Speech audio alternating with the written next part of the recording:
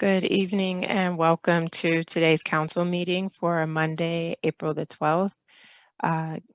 We are now called to order, just checking. Okay, Councilmember Blunt is with us. Her camera's not on, but she is here. So we do have a quorum. At this time, I wanted to ask Councilmember Lundy if she would mind opening us up with a prayer. All right. Thank you, Madam Mayor. Let us pray. 1 Corinthians 15:58 says, "Therefore, my beloved brothers, be steadfast, unmovable, always abounding in the work of the Lord, knowing that in the Lord your labor is not in vain." Dear Heavenly Father, we ask that you would help us to be steadfast, to be focused and hardworking in community. Help our hands and our brain to create work that is excellent and that transforms and changes lives. In your precious name we pray. Amen. Amen. Thank you, Councilmember Lundy. And we just came out of the work session, and so pull the agenda back over here, that there were a few items we weren't able to get to, and there was agreement. It was basically the FY22 budget updates. So we were going to amend the council meeting agenda to reflect that. But I wanted to know, Mr. Tonelli, do you have the revised agenda to show so we can just make that edit on screen? Oh no, I struck out on the work session agenda. I thought I had me covered from that one. Let me try this one to see if this is the current one.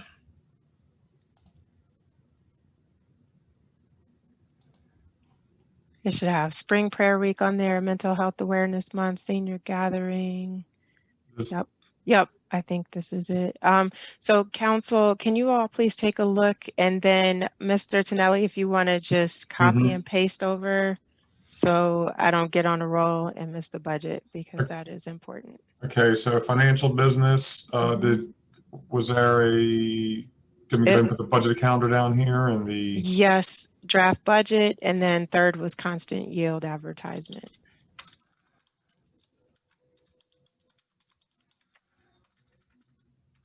And Councilmember Lundy said she'll give all those presentations. I'm just kidding. She started laughing. She's like, no, thank you. Please.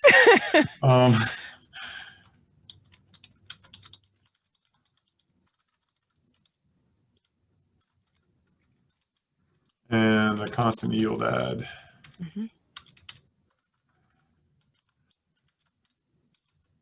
Mayor, can that agenda be sent to us once you finish revising it?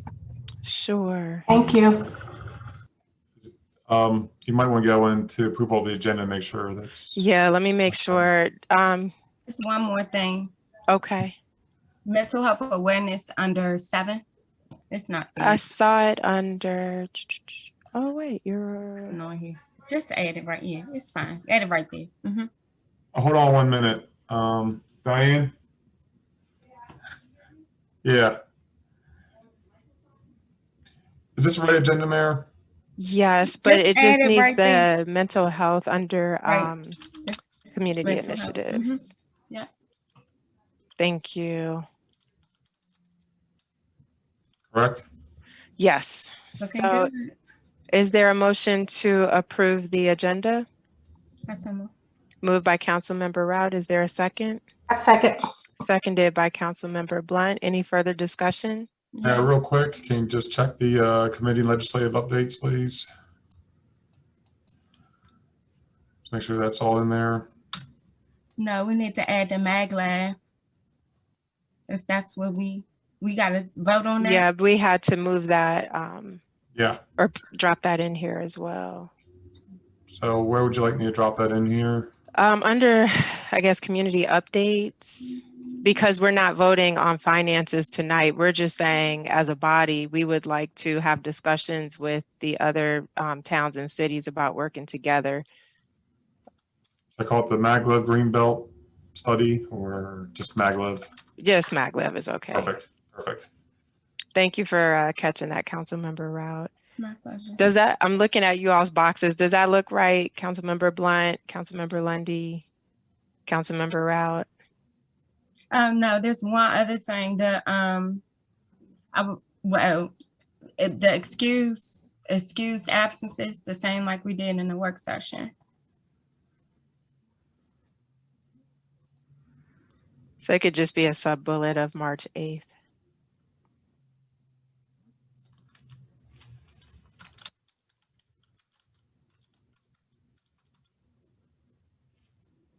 Okay. All right, thank you, Mr. Tonelli, for making those updates. And thank you, Council, for taking a look and providing edits. And with that, I'll call for the vote. All in favor, let it be known by the saying of aye. Aye. Aye. Any nays? Aye. The ayes have it. Thank you so much. And with that, we'll move into the first item, similar to what we did at the work session. Is there a motion to approve the absence of Councilmember Blunt for the March 8th meeting? So moved. Moved by Councilmember Rout. Is there a second? Seconded. Seconded by Councilmember Lundy. Any discussion? Hearing none, I'll call for the vote. All in favor, let it be known by the saying of aye. Aye. Any nays? The ayes have it.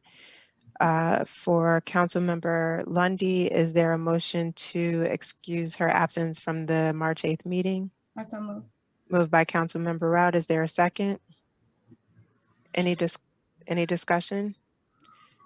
Hearing none, I'll call for the vote. All in favor, let it be known by the saying of aye. Aye. Aye. Any nays? The ayes have it.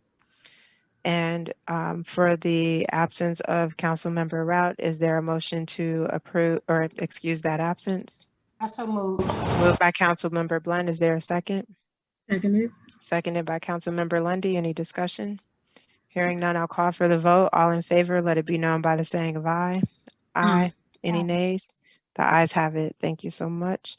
Is there a motion to approve the February 8th council meeting minutes? So moved. Moved by Councilmember Rout. Is there a second? Second. Seconded by Councilmember Blunt. Any discussion? Hearing none, I'll call for the vote. All in favor, let it be known by the saying of aye. Aye. Aye. Any nays? The ayes have it. Thank you so much. At this time, we'll turn it over to Ms. Griffin to read the public comments.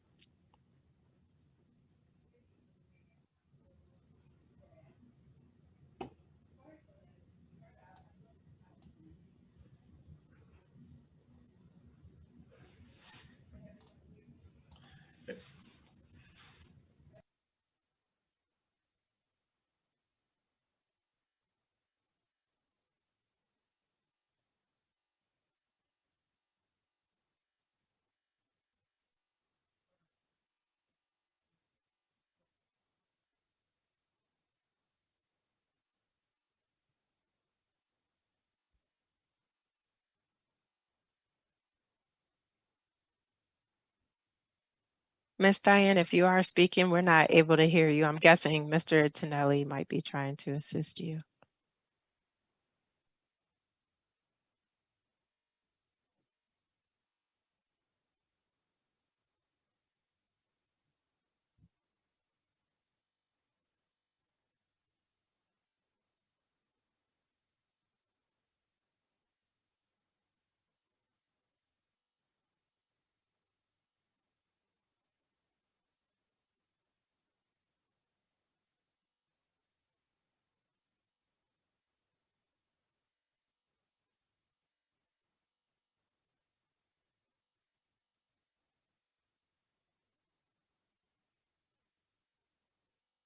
Good evening, Mayor and Council, staff, residents.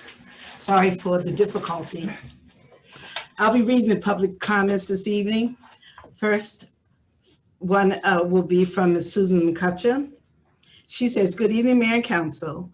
I am providing an update on the no build option grassroots opposition to the superconducting magnetic maglev SC maglev train system.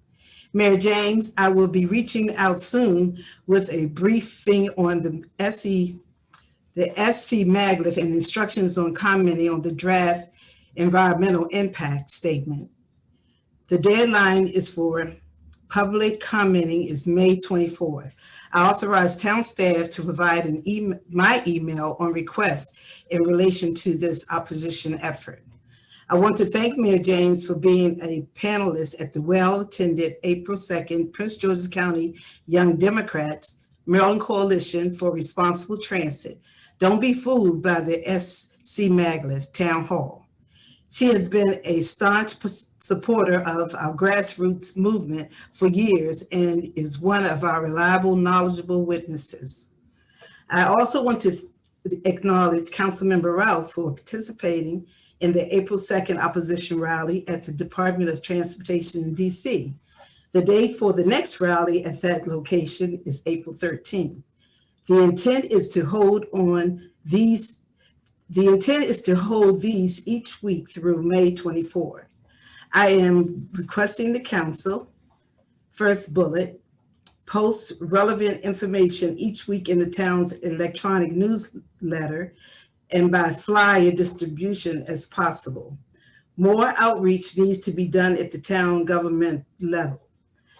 Second, write letters to Maryland elected officials, Secretary of State Transportation, Pete Buttigieg, Secretary of Environmental Protection Agency, Michael Reagan, and President Biden, indicating its support for the no-build option.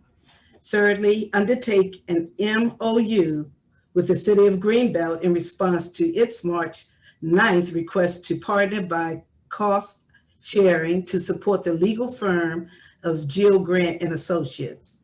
The firm has been hired by Greenbelt to comment on the DEIS on behalf of Greenbelt. However, it will address general route issues and follow up with any other necessary actions in what undoubtedly would be a protracted fight.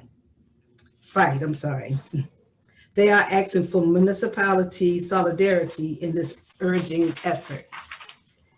The Bladensburg Town Council and our residents must understand that the SC Maglev is a grave concern for the poor towns.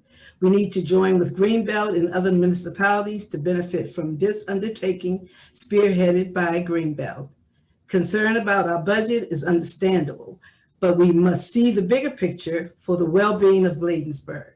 Most immediately, I encourage the council to connect with College Park Mayor Rohan and council, as they will have a briefing from the Prince George's County member Danielle Galos and discuss the Greenbelt request as part of the agenda tomorrow, April 13th. I hope some of you will be able to attend. The next comment is from Steve Weiss, Mayor, Council members Rao, Mendoza, Lundy, and Blunt. The Bladensburg Town website has been broken down for many months now. It looks like there is no hope of fixing the old town website. So I'm asking the town council to put a new line item in the new town budget to provide budget money to get a new town website. The town website contains a lot of important information like the town code, town charter, monthly staff report, and town meetings, etc. I am asking the town council to get a reliable website like the website Cheverly and Prince George's County uses. The Cheverly website shows live town meetings and all of their recorded meetings, videos during the year. I believe Cheverly could give you information on how much their website costs and how to get the website that Cheverly uses. During the town council meeting, please give an update on the progress of the cleaning out of the drains on 48th Street and Quincy Street. The street drains are still clogged up and the streets are still flooding. I don't see any progress on cleaning out these street water drains. These have been ongoing problems for many years and cause street flooding year after year. One, what is going to be done to replace the broken underground storm water drain pipes? Two, what is the project number of the Quincy Street sidewalk and cement gutter project? Thirdly, what specific items will the Quincy Street project include? And fourth, what is the timeline for completing the Quincy Street project? It is encouraging that the Office of the Emergency Management has committed to studying and solving the Bladensburg flooding problems. The open store water culverts throughout Bladensburg are full of overgrown weeds and trees. The storm water culvert walls are cracked and broken to the point that some walks are ready to collapse.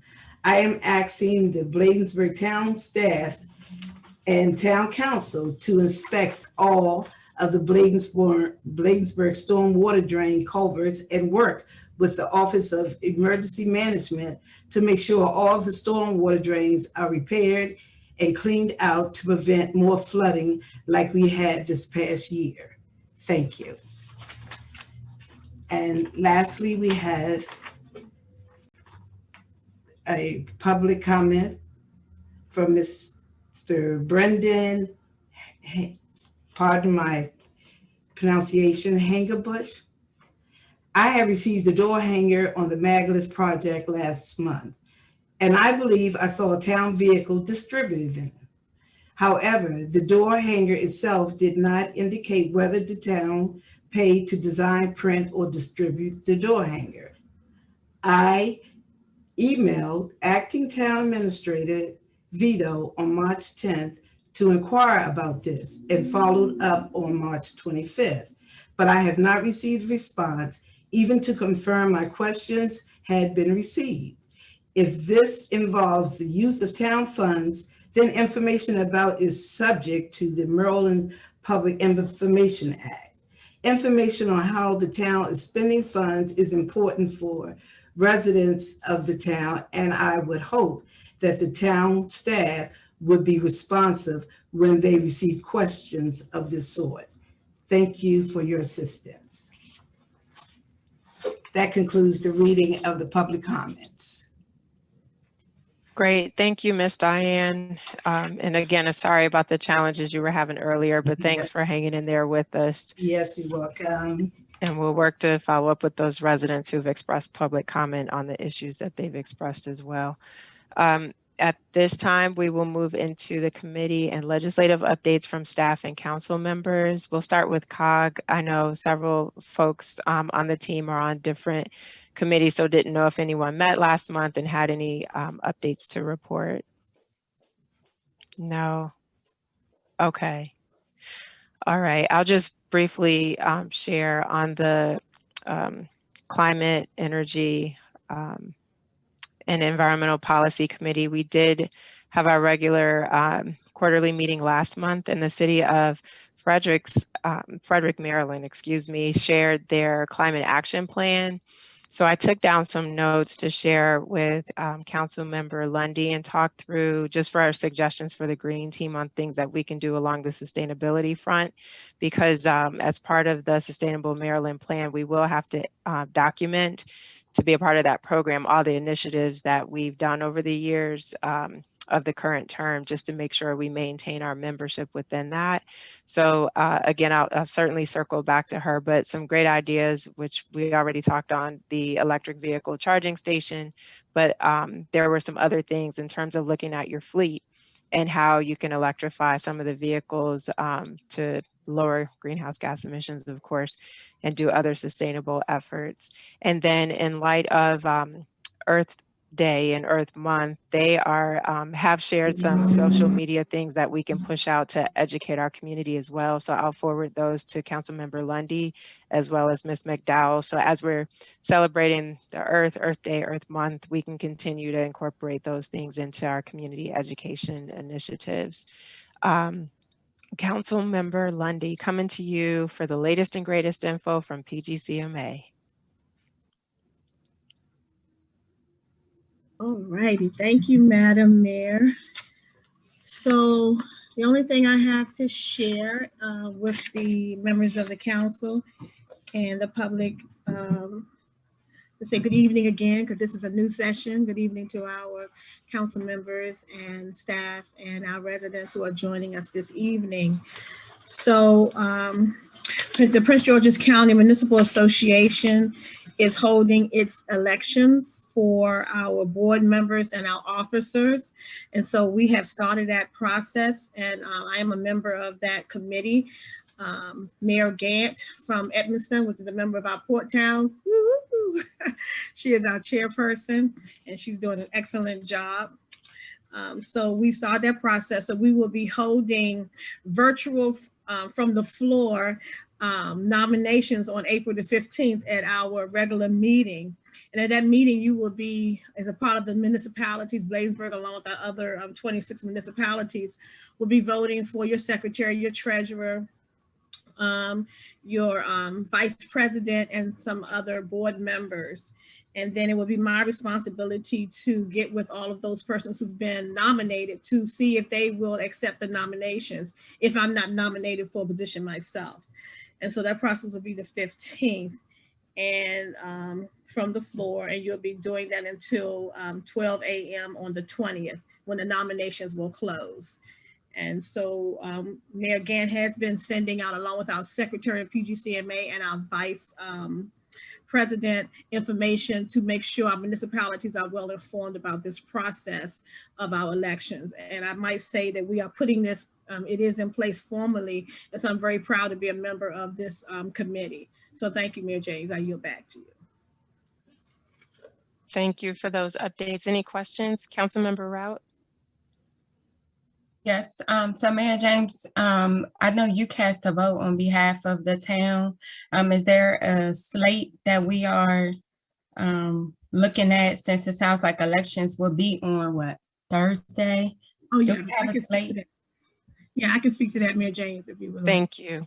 So, yes, so on April the 13th, which is tomorrow, we will be sending out attached list of open positions with descriptions, and that should be coming from the secretary of the PGFCMA to all the membership. So you will be receiving that shortly. So Councilmember Lundy, would it be Yeah. best, since they send it out to all members, so all of us will get it? If Yes, but so what happens is you all can make your nominations on the 15th, and then from those nominations, those designees, which usually your senior officials, your mayors and so forth, will be making the vote on behalf of your particular municipality. okay, so do you all, because I'm open to No, whatever. so Do you I all just want to wanna make the know- recommendations? Yeah, that's what I wanted to know. Can we have Mayor James make the recommendation? Can we just send our recommendations to her so that she then sends it as the one person speaking for us, council? Like, I think can we direct that way? That's cleaner. I agree. I agree. So I'll wait to hear any feedback. And then, of course, if someone doesn't weigh in, Councilmember Rout, I'll assume they don't have any suggestions, and just based on, let's say 2 team members respond, send Yeah. that back out and say, okay, you all just want to run this by you one more time, and then give Yes. feedback, and then shoot that up at the appropriate time Because in the I've meeting. asked for a copy of the chat, because you will be voting on the 15th in the chat field with the person's Oh. name and with that particular office. And then I would be pushing out to ask, we can go from there. Once you see who the nominations are. Right, so Mayor James? Yes, Yes. Councilmember Rout. Yes, thank you, Mayor James. So, Councilwoman Lundy, that's what I was saying, since you're a part of the process, you are our seat, but I wanted to make sure that a person, because we don't want to take you away from your role as being on the elections chair. So are we comfortable enough with forwarding everything to our mayor? So the way the process is designed to work, as I understand it, is that on the 13th, you're going to be getting an email from the secretary of PGCMA, which is going to list all the open positions with those descriptions, okay? And then on the 15th, you will be looking at those persons who you might want to nominate. Now, for me and you and Councilmember Blunt, we may not know everyone. And so that's why they try to go with someone who's more familiar to be the designee from your town to actually vote. You see what I'm saying? Right. So that was the idea. That's what you were getting to. Exactly. So that's why we sent out an email prior to today, something like on the 29th, and the last day I think was the 5th, asking the municipalities, all the membership, to designate a designee. And if the mayor or vice mayor was not able to do that, they would have someone designated to serve in their, at their pleasure. Okay. Yeah. Did that help? Does that help, Councilmember Rout? Okay. Okay, good. All right. Thank I'm you. glad I got to it. So we'll get the information tomorrow, and then Yeah, I'll be on the scheduled to get lookout it from tomorrow. emails from the team. All Yep. right. Thank you. And then as most of you may know, today is the final day of session for 2021. Sina Die is at midnight, or 12:01, I guess, technically. And so there has been some sweeping legislation. Unless you've been under a rock, you should know by now that police reform in the state of Maryland for the first time, or Maryland was actually the first state, I should say, to repeal its law enforcement officers' Bill of Rights, which was significant. And in line with that, they are also, or have put forth a statewide use of force policy. And they have also placed limitations on these no-knock warrants that you sometimes hear about, that, someone was asleep overnight, the police didn't knock, they just went in because they had a warrant. And then they've also passed legislation to expand public access to records in police disciplinary cases, which is huge if you have an officer who has a pattern of untoward behavior toward the general public. So that was some sweeping legislation. You're probably already familiar with all the pandemic relief that has come down from the state, which again has also been significant from the state. Governor Hogan's plan included over $1 billion in pandemic relief. That was at the beginning of session. And so that, in conjunction with what we're getting from the federal government, is just tremendous. On the budget, with $3.9 billion in federal pandemic relief, lawmakers approved a $52 billion Maryland budget, so that the budget did pass. Federal aid will be used to bolster the state's unemployment insurance fund. And as you all may remember, this time last year, the state unemployment situation was terrible. The system, the technology, it was I can't even think of the word. It was just awful. And so it's good that they're putting resources toward improving that to make things better, provide better service for our residents.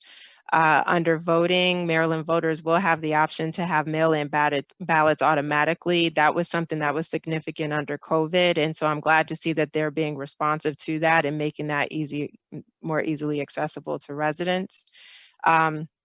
The other significant thing I wanted to share is the blueprint for Maryland's future did pass. There was back and forth in the prior session about that, but I'm thankful that it did pass. As you know, our county executive was definitely in favor of that because of all the significant impacts it would have on infrastructure for new school construction, 3P programs, to not just put the financial burden strictly on government, but employ private business to help with some of the funding as well.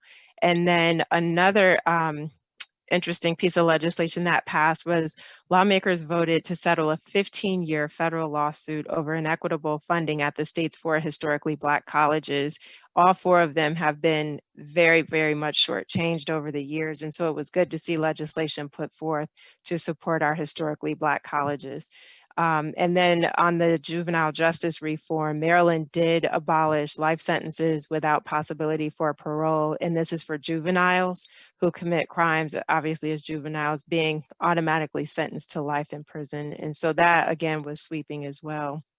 But any questions? There's more, and I'll have more in my written report, but are there any questions from the council or staff? Just, again, wanted to highlight some of the key legislative items. Councilmember Rout. Thank you, Mayor James. On a state level, I attended a training on Friday led by the Department of Environment, sponsored in part by Delegate Ivy, as it relates to the local flood mitigation that was recently passed as well. And so knowing that our residents were the recipients of devastation as it relates to, those 100-year storms, it was particularly of interest to me because there are 16 million available to municipalities for local flood mitigation projects. And there would be, and I don't know the outcome of HB 901, which was the flood program. It was voted upon that there may be an additional 12 million that's available right now, because that first 16 million will not be available until December. They don't take applications for that until December. So I just want to bring this up to, you as the board, as the director of the town council, and to my colleagues, as it relates to, I know we still have that swell that runs through Ward 1 and wraps around, and that's part of the problem. So maybe we could partner with Prince George's County Office of Emergency Management, and we could be a partner with them in submitting, because they have more grant resources than we do, but taking it to them. So I want to strategically talk about this, maybe internally. Okay, thank you. Yes, and thank you for mentioning that. I joined a few minutes late, but I was on there Friday night as well. It was 6 o'clock on Friday, and I think I saw some of our other colleagues on as well. But it was interesting that we could, the town doesn't have to go for the grants on our own. Like you said, we can partner with the county. So if you don't mind, I'd love to have a conversation, especially because we were so involved with some of the residents and the different agency folks on OEM, Public Works, and the other agencies, to at least reach out about establishing that partnership. And then at the last council meeting, we had a gentleman from OEM who did indicate that they want to work with us and put a pilot program together where the town of Bladensburg is the first case use, going through some of their efforts as well. So I think if I can get on your schedule, get him on there. His name is escaping me. Let's just get the ball rolling, as you said, and look into how we can take advantage of that program. So thank you very much for mentioning that, because that totally escaped me. And with that, I want to turn it back over to Councilmember Rout for community initiatives and updates. She's going to take us through vaccination efforts. Thank you so much, Mayor James. I think that the town of Bladensburg, I want to applaud the town council as a whole, the town of Bladensburg, public safety, first responders, our civilian front office staff, for the excellent COVID response that we have received. We have sponsored a total number of 5 clinics in our little town of Bladensburg. And when I'm advocating, out speaking, I call us little, but we are mighty, right? We have done an amazing job of bringing access to the vaccine to our residents who are the most vulnerable. And we have ties with the state, we have ties with the federal government, we have tied us up with the county. We have on individual pharmacies in our local community. So I just want to announce to all residents in the town of Bladensburg, if you or your caregiver needs access to the vaccine, please call our front desk person, Miss Diane, and let her know your information so that we could go on the hunt for you. There's all these vaccine hunters, people all over hunting. Your town council is deeply involved in county efforts and everything else. The next vaccination clinic will be held on April 17th, 2021 at Autumn Woods. That's going to be Councilmember Blunt's vaccination clinic as a Ward 2 councilwoman. She's going to lead that initiative, and that is in partnership with Padak Pharmacy. Now, Padak Pharmacy, we did have a situation at our last vaccination clinic that I just want to bring forth to everyone to dispel myths, suggestions, whatever. We had a situation where the electronic health record system shut completely down because it was outside and it was Wi-Fi, okay? We could not vaccinate anyone at pre-register until that system came back up. Okay, that took us 45 minutes to an hour to get that system up running. We did not foresee that. So that made all of the appointments be delayed, and we were delayed, but we had snacks, we had water, we were in constant communication with people. We tried to keep everybody updated. And so but that comes with it. There are some people that were like, you know what, ma'am, I'm going to wait because my mom waited 5 hours at Six Flags and I could wait an additional hour. Okay. Please, Bladensburg residents, we are not trying to inconvenience you. That's why we are working so hard on your behalf to bring access to the vaccine. So if you are willing to sign up, if you want to sign up, all Bladensburg residents are welcome at this Autumn Woods vaccination clinic, or your caregiver. please reach out to Ms. Diane. We can get you on that list. And if you have any sites in Bladensburg that you would like to bring the vaccination to, maybe it's a church, maybe it's a gathering, a place where you do yoga in the park, maybe it's a business, please contact Mayor James or Ms. Diane, and we will bring vaccination to that site. Thank you, Mayor James. Thank you. And as you said, everyone is really working hard to make the opportunity available to anybody who wants it. And so I do believe the community is grateful for all the opportunities that are being put forth for our small but mighty town. And with that, on Saturday, Prince George's County Health Department will be back for those who were vaccinated on March 27th. You received the Pfizer shot. And so this coming Saturday makes 21 days. And so they'll be back from 10 to 2 to do your second shot. So the health department will be calling everyone who was vaccinated that first time to let them know. But I also wanted to give some, give that announcement as well, just to make sure the community is aware. And then we will pivot over to Councilmember Lundy about Spring Prayer Week. Thank you again, Madam Mayor. Rick, can I please share my screen for her? Yes, thank you.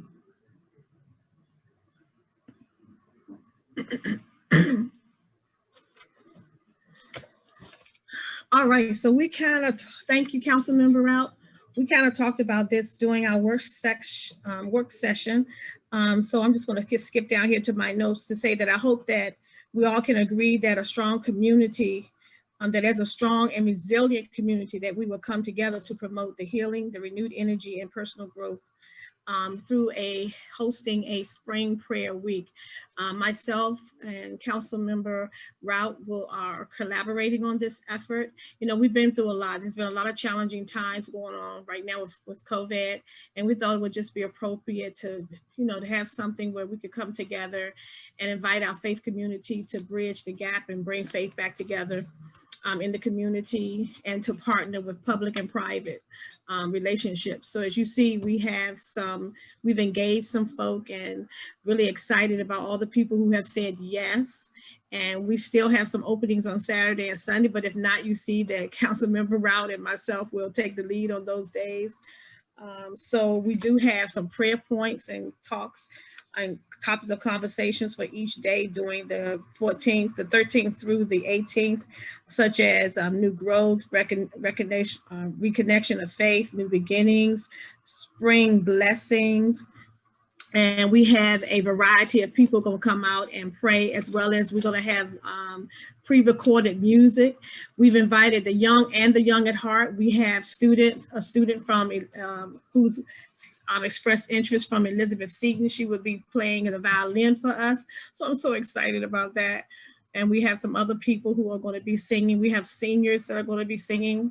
Like I said, a young and a young at heart. So it's going to be very nice. I'm really excited about it. And I just hope that the council would support this and us doing this. And I think we got support during our work session. So we just want to make it official during our council meeting here tonight. And that's all I have. Great, thank you. Thank you again, Councilmember Lundy, for walking us through the plan to encourage folks, especially during these unprecedented times. And our next update is from Councilmember Rout regarding Mental Health Awareness Month.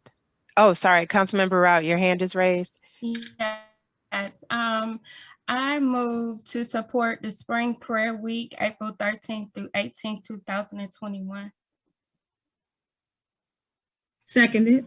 Seconded by Councilmember Lundy. Any discussion? Yes, Mayor James, I would like to Yes. discuss. This is a positive event. It's not going to cost the town anything. And if there are people that don't particularly pray, we will have a moment of silence during each particular event. This is in a virtual space. People can have the opportunity to come and participate. You have to take effort to enroll yourself to activate the Zoom room. If anybody feels uncomfortable at any point in time, they can deactivate themselves. But we sent this information out just to render support to the lay council members And this is what came back from the faith-based communities that Councilwoman Lundy has been working on it. And I just think, you know, with everything going on, we can't take 5 minutes out of our day to have a moment of silence for some positivity. It's really something wrong. So I asked the town council to please support this effort. I yield back. Thank you so much. Any further comments? Great, thank you. All in favor, let it be known by the saying of aye. Aye. Aye. Any nays? The ayes have it. Thank you so much. Thank The you next very much. item, absolutely. The next item is Councilmember Blunt, senior gathering. Rick, can you have Councilmember Route to put up my screen? Just kidding. Oh, I was like, what me? I'm had nothing for you. No, again, hello, everyone. I talked about it earlier in the work session of having a senior gathering sometime in September if COVID say so. Just to bring together seniors in one space with informational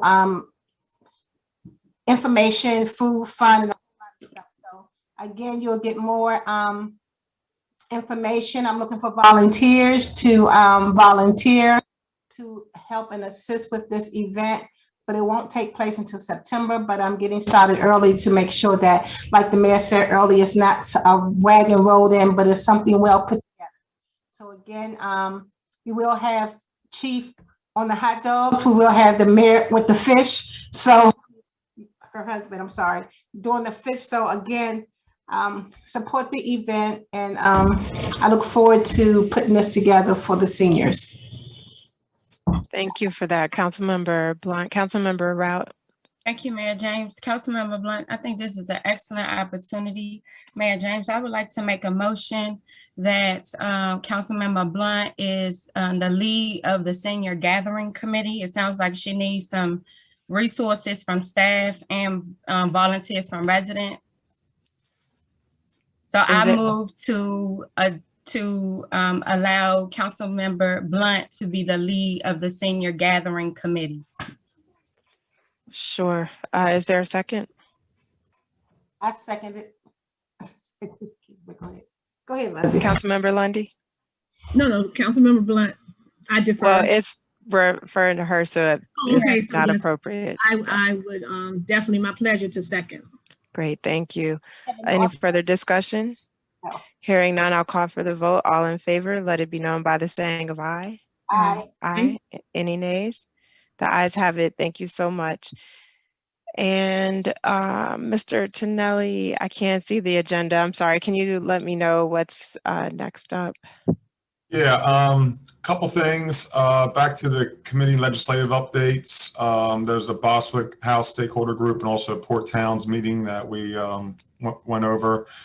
But if we go back to that, but we also have our auditor that joined us too. So I don't know if you want to Perfect. go to our auditor first, or you want to go back to those two items if they're quick. No, I can make it quick. Mental Health Awareness Month. Mental Health Awareness Month, yes. Yeah. I'll tell you what, can I just go ahead and share a screen? Probably easier. And okay, perfect. I'm sorry.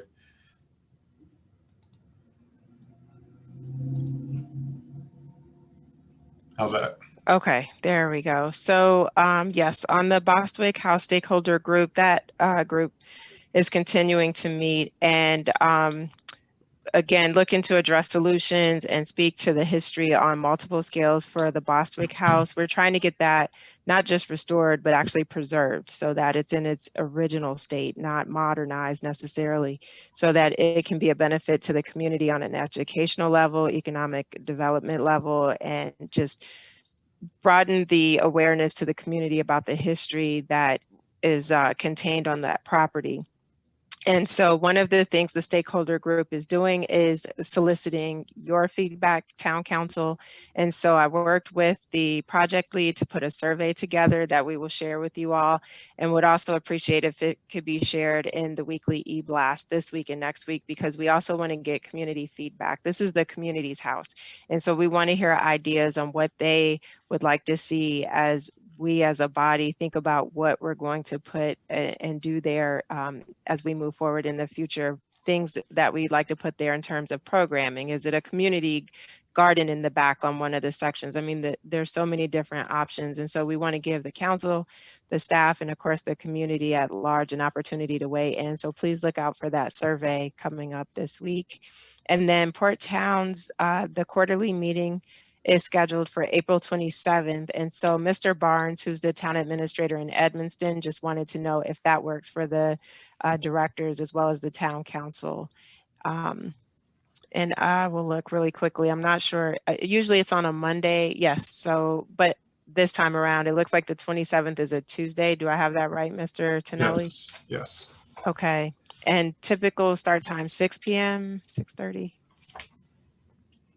Does that date work for the council? Tuesday, April 27th At 6:30, you're correct, yes. at 6:30. That works for me. Okay, Councilmember Blunt. Of course, it'll be virtual, so.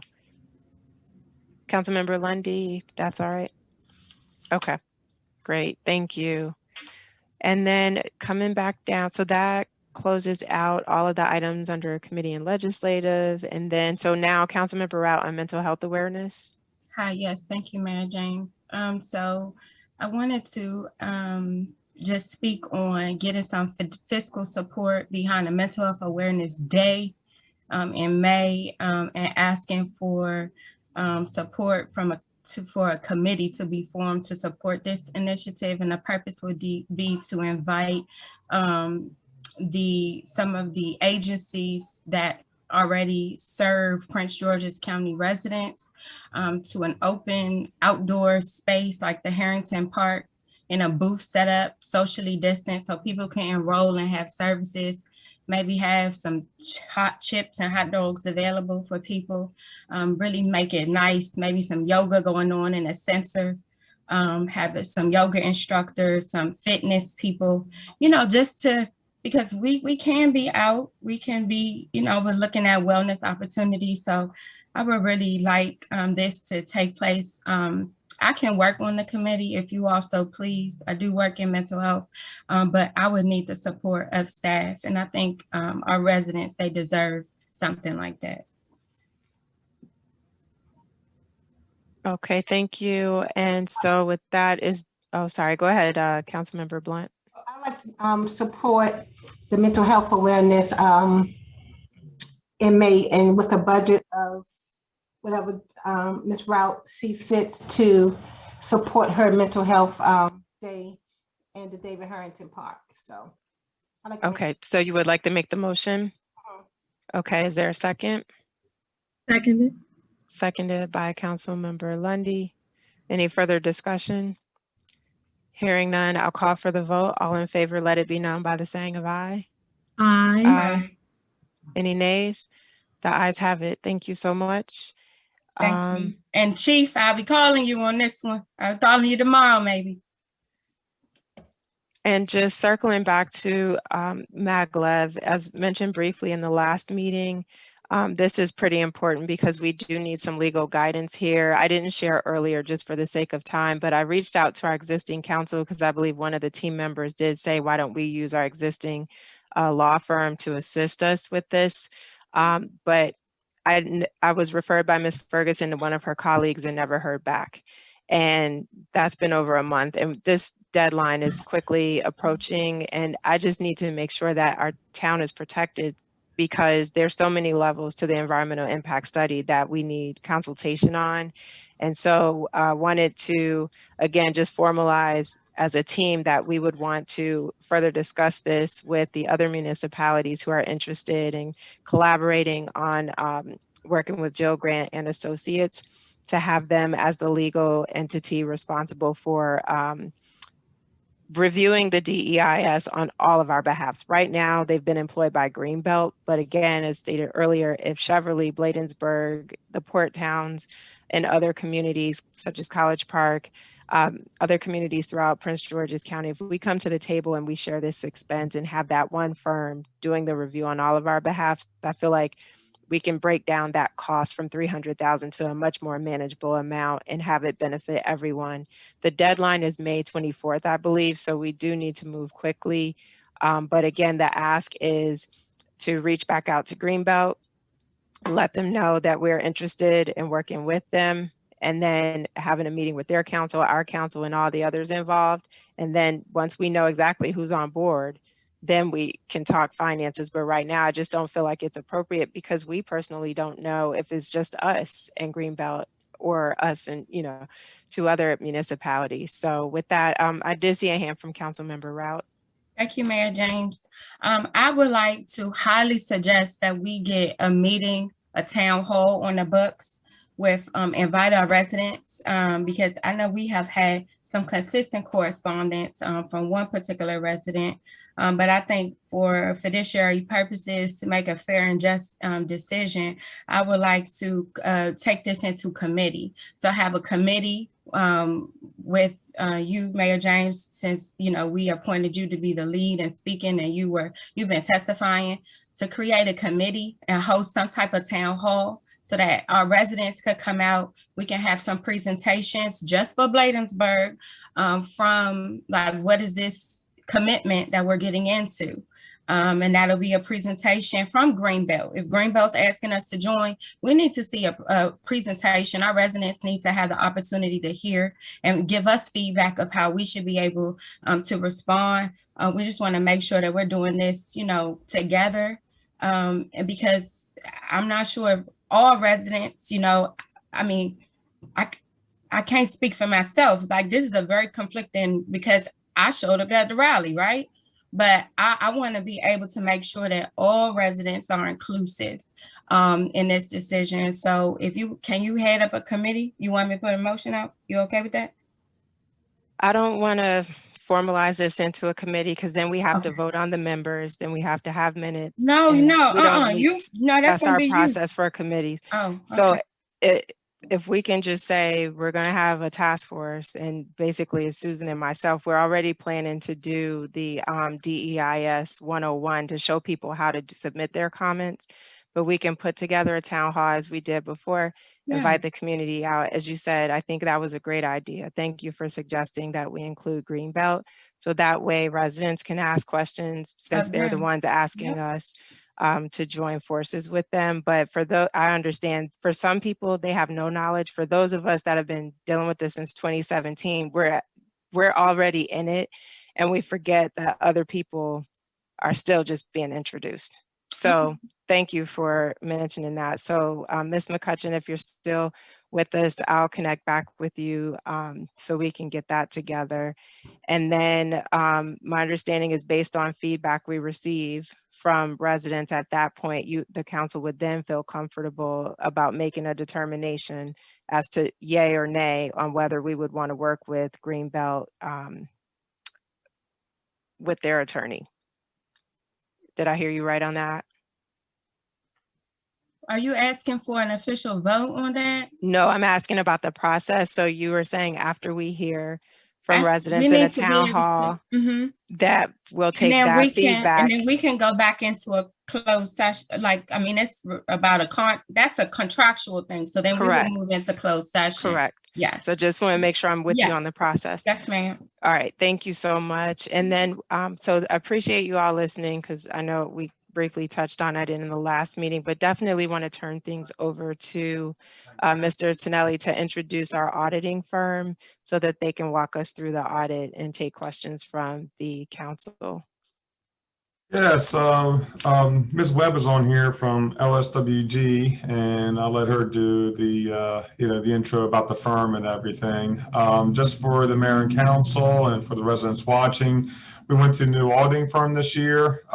We put out the bid, and happy to say we really like the work. Enjoy working with them. They've been patient with us, especially with the staffing issues that we've had this year. We got it done, and it's just nice to see like a new flavor, coming in with doing the audit. I mean, everybody has their own way of doing it and everything, but just new questions and new things. So it's great to get another perspective. And I gave the Marin Council a hard copy of the audit, and also emailed it to you. And Ms. Webb, do you want me to put it up on screen at the same time, or how do you want to do it? Or I was gonna say, if you want to do the share screen, it's pretty easy to walk through it that way, and then everybody's Sure. on the same page. Yeah, and you just tell me which ones to go to. Okay, just give me 1 second. I was gonna say, either you can do it or I can do it, whichever you prefer. If you want to do it, you go ahead. Okay. Does she have permission, Mayor?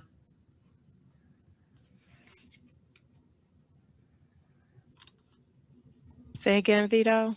Does she have permission to share the screen? Mr. Gray, Yes. can you please? Okay, you did give her permission. Perfect. Hopefully now I can do it after all of that. Here we go. All right. Okay, can everyone see it? Awesome, Yes, thank ma'am. you. Thank you for the thumbs up there.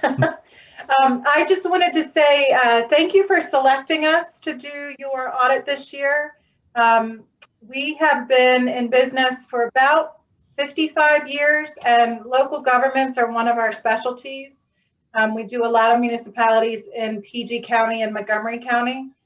So you guys have fit right in very nicely. And as Vito said, this year was a little bit difficult just with the staffing issues, but we did get it done by March 31st, which was our extended due date. And we're hoping next year to have it done timely. All things, right, Mr. Denali, all things being equal there. So let's start here on the independent auditor's report. So I like to remind everybody that these are your financial statements, right? These are the management's financial statements. These are not our financial statements. All we do as auditors is express an opinion on those financial statements. So you'll see here at the top of the next page, in our opinion, the financial statements referred to above present fairly in all material respects.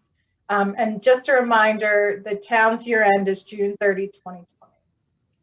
So congratulations. This is what's known in our world as a clean audit report. And you'll see here, again, we wrapped up the audit March 31st, 2021. So the next several pages are the management's discussion and analysis, or what's known as the MD&A. And so we're going to skip right over those and get right into the financial statement. So you'll see here, Exhibit A1. This is the statement of net position. I'm sorry. Mouse is being a little tricky. So what this is for local governments, you guys have two sets of financial statements because one was not complicated enough. The standards decided to give you two. So Exhibit A1 and Exhibit A2 are the financial statements for the town as a whole. It encompasses all of the assets and all of the liabilities of the town. So you'll see here, the top half are your current assets. So you guys have a significant amount of cash and investments. And you also have a significant amount of capital assets, right? So we know we have buildings, building improvements, vehicles, things like that. So your cash and cash equivalents and your investments are the top three lines there, and they total a little over almost $5.5 million, or 62% of your total assets. Your capital assets there, a couple lines down, are $2.4 million, and that's net of depreciation. So total assets and deferred outflows for the fiscal year ended June 30 were just a little bit under $8.8 million. The second half of this statement of net position are your liabilities and your net position. So all organizations have liabilities at the end of the year. You'll see a lot of yours are related to accounts payable and then things like accrued salaries and accrued vacation. You also have some debt, which I think everybody's probably pretty well aware of. Your net pension liabilities, just a little over $2 million. So your total liabilities at the end of the year were almost $3 million, $2.9 million. So once you take your assets, you subtract your liabilities, the difference is what's left. It's known as net position. So you guys have total net position, or what some call reserves, of a little over $5.6 million. And for you guys, a portion of that is the capital assets, right? 2.3 million. Sorry about that. That's when Vito told me I had to be on. So the rest of that is unrestricted, 2.9 million.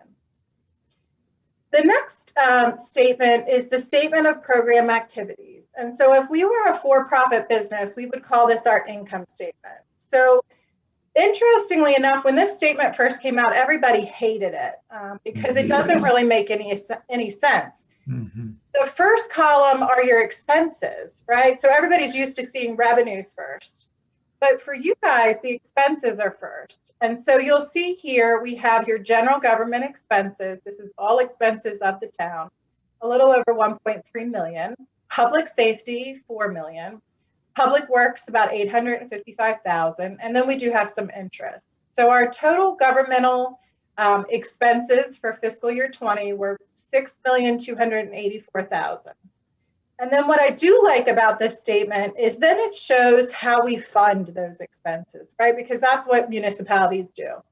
So we do have some charges for services, about 129,000. We also have some operating grants that we received.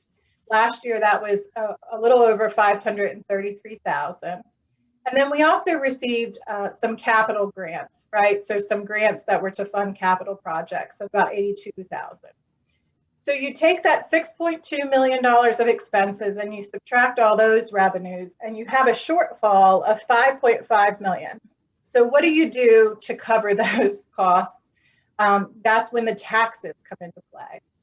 So down here at the bottom, you'll see state shared taxes, 615,000. Property taxes is our biggest revenue, right? Our property taxes were a little over 4.3 million. And then we do have some significant interest in investment earnings, about 103,000, and a little bit of other revenue of 109,000. So our total revenues for fiscal year 20, 5,198,000.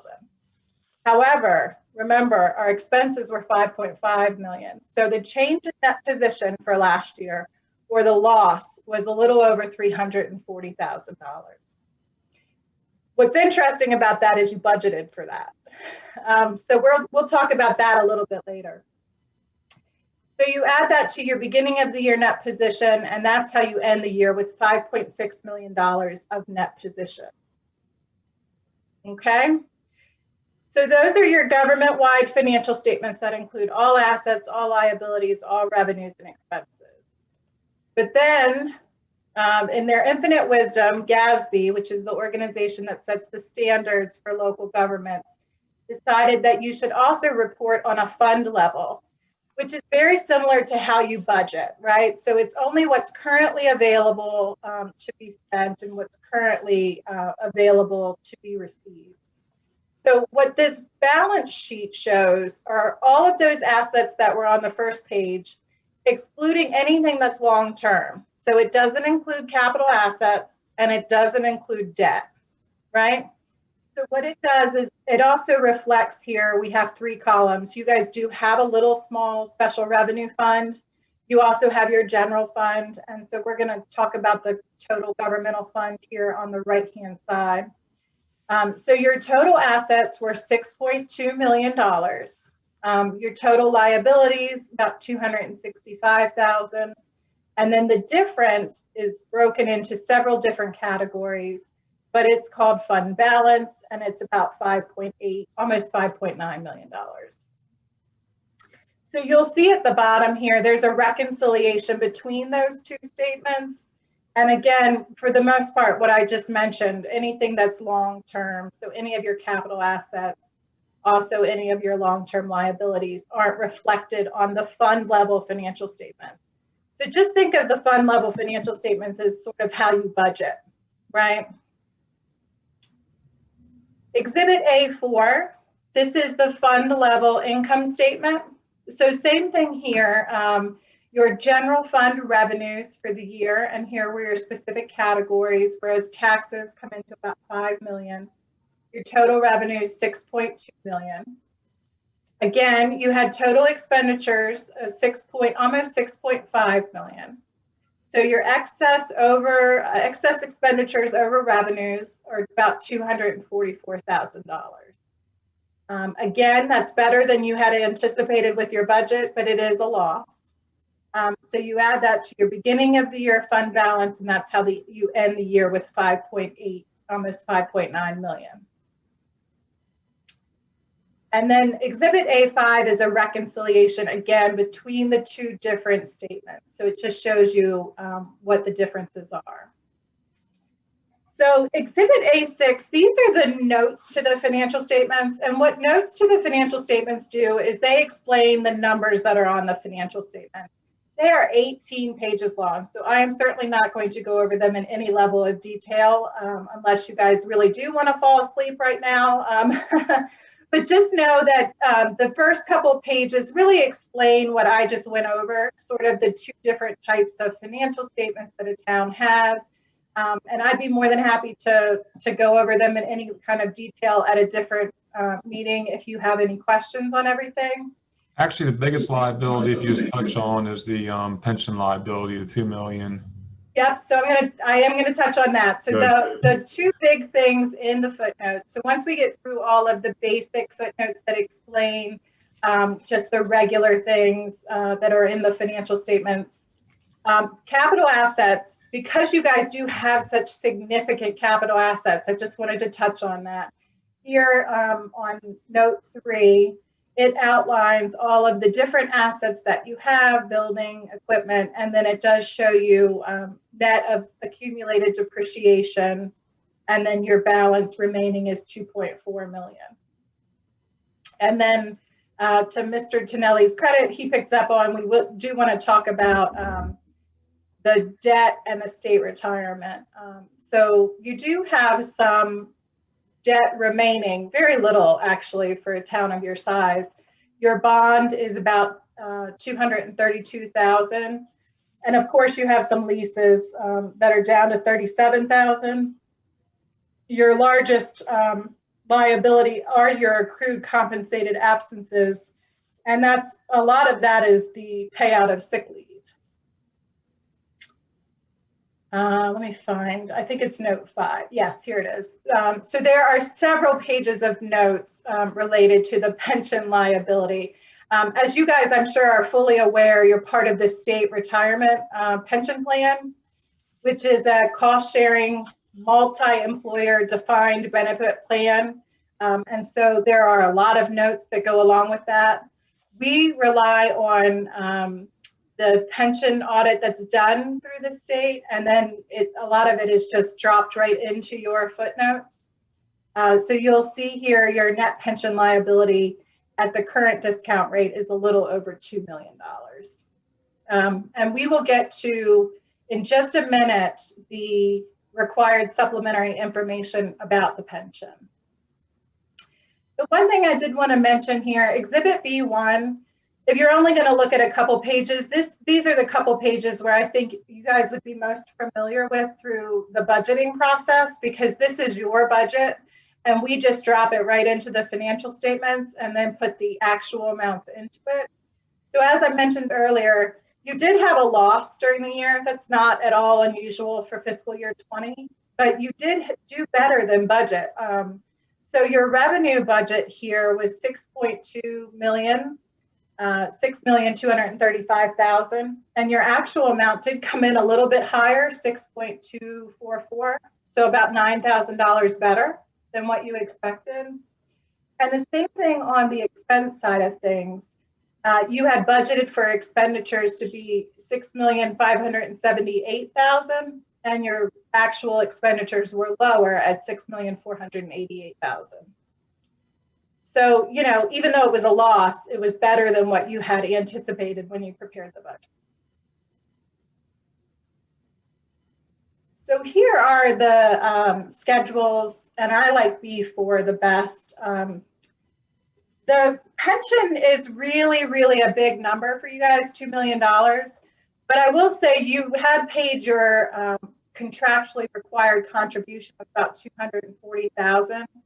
And your contribution last year was about 10% of your covered payroll.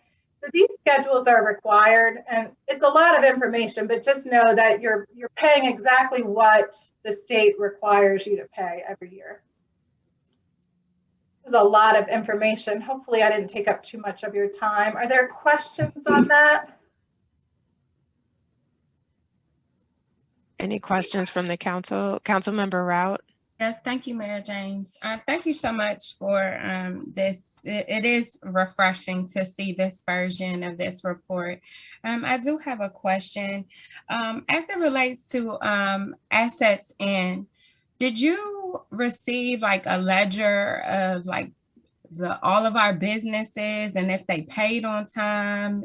Was that a part of the process? Absolutely, yeah. So report on that. Yep, so we get receivable schedules, which reflect who's been billed, how much, and who's paid, and how much they've paid, how old those things are.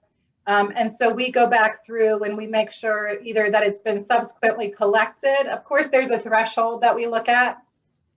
You'll hear auditors say materiality a lot. So we don't always necessarily go back and trace every $100 invoice that might be sitting there, but we do, especially if they're older, ask.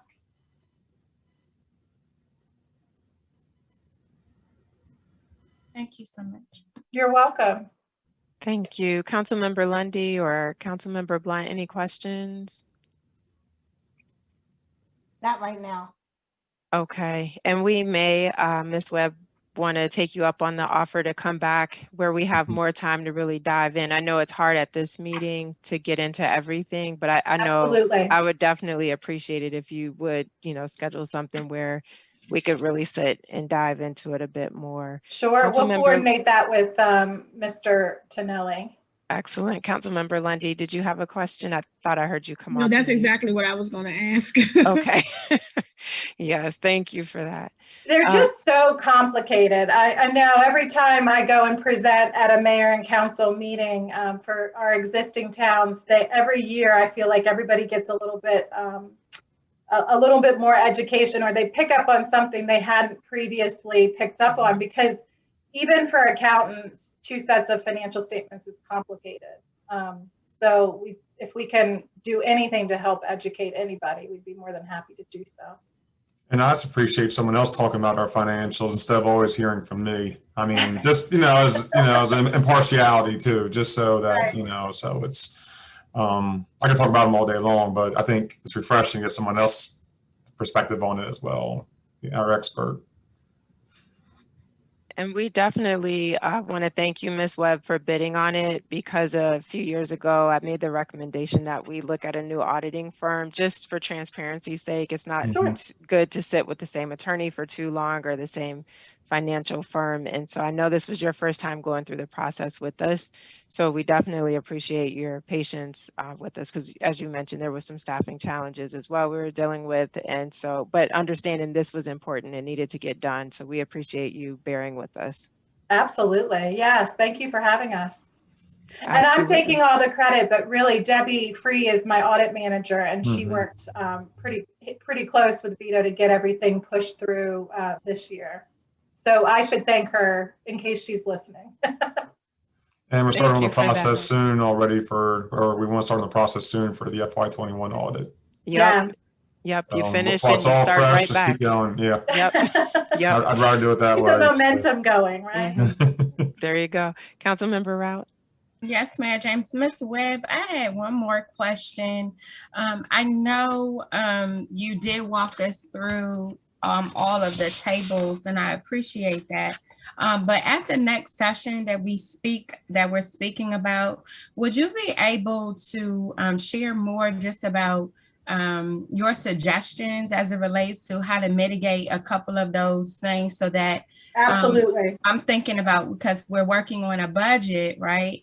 It would make sense to us to have this type of meeting before we really finalize our budget, because if we could, possibly right-size some things in different places where we saw different, maybe assets weren't always received, expectations. I know it was a little COVID going on, but Yes. Just to understand, because, we just want to make sure that, we're budgeting correctly. So if we are on the front end doing something a little off, I would like the opportunity just to right size it. Absolutely. I think fiscal year 21 as well, you guys had a projected use of fund balance, which means you were not budgeting, you were not attempting to have a balanced budget. I'm assuming that was on purpose. But that's something, sure, we can talk about in more detail. Okay, thanks.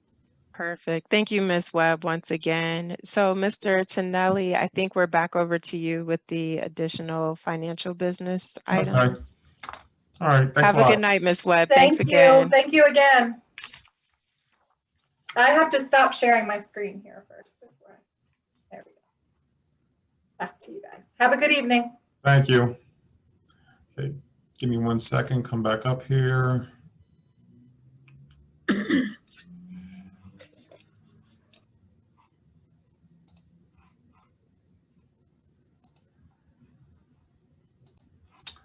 I just want to go back to sharing the agenda, make sure we're on the same page.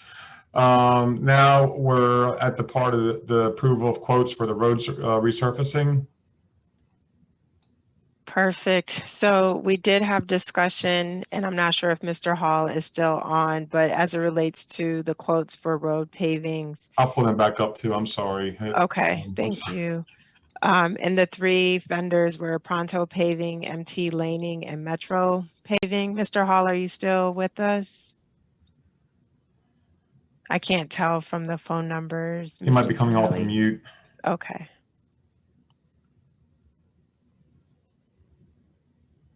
Yes, ma'am, Mayor and Council.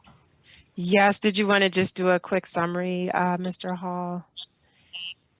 Sure, we can do a quick summary. As y'all know, we had three vendors that come in to give us proposals on some unsurfaced road that was not disturbed by the WSSC road work, and we had Pronto Paving, MC Langley, and Metro Paving. And the total amount of each one, starting with Pronto Paving, was $31,597. And next was MT Langley, that came in at $31,974.72. And then you had Metro Paving that came in at $43,590.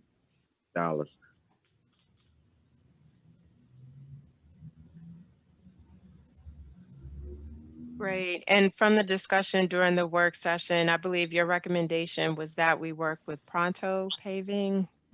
Did I jot that note down correctly, Mr. Hall? Sure, I think that they'd be the proper vendor to get in here and get the work done as quickly as we need it to. MT Langley and Metro Paving is a kind of a big company, and as you know, we start another season as warm weather is coming up, and it might take them a couple of months or so to get back in here. And also, we're trying to fill up some spots that we do have coming up as Decatur Street, 55th Avenue. So every month we want to try to bring you 3 quotes into our road improvement plan that I will have laid out for you the next meeting. Perfect. Okay. And so with that, Councilmember Rout, or do we want to get the motion on the table and then go into discussion and questions? Thank you, Mayor James, for calling on me. I did have a question as it relates to this before there's a motion on the floor. Mr. Hall, Mr. Tonelli, can you scroll back up, I'm please? sorry. No, it's okay. You the one in my head. So I wanted to talk about the location, because some of these quotes include traffic control and some do not, right?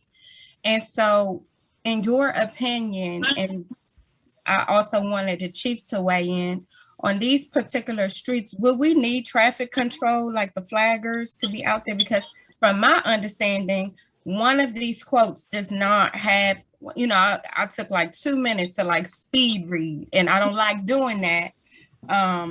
But can you help point us in the right direction of which one of these companies has the traffic? And then subsequently, Chief and Mr. Hall, do we need the traffic control?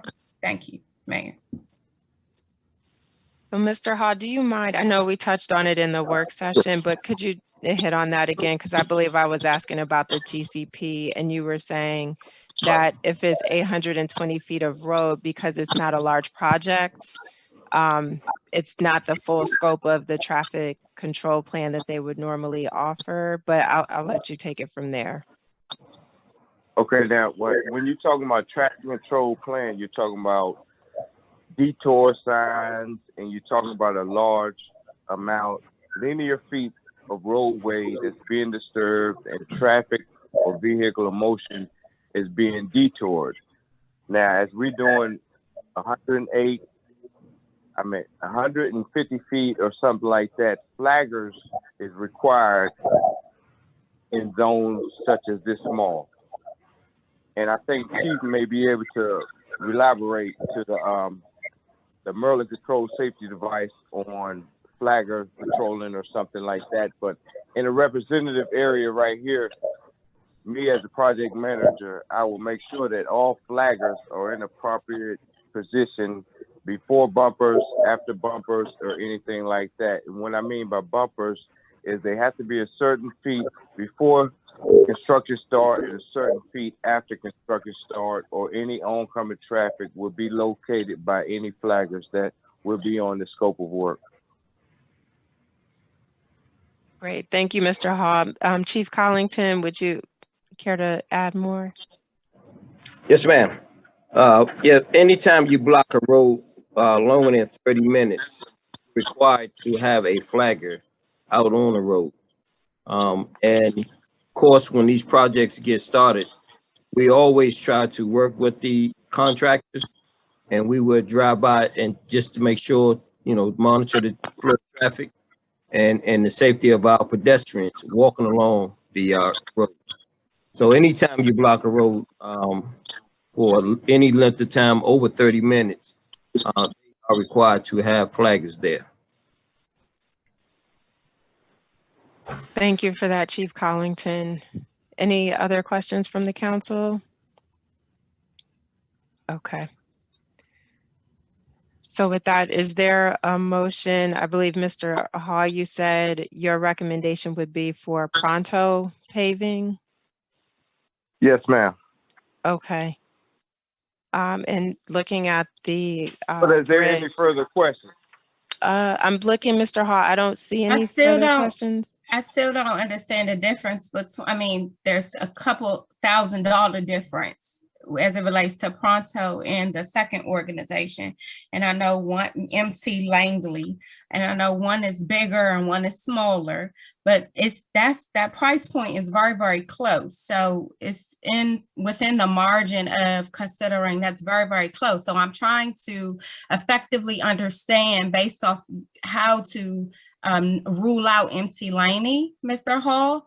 So does the MT Laney, does that not include the TCP? Like, I'm just trying to get your do we even need it? So then we would be going with the smaller company?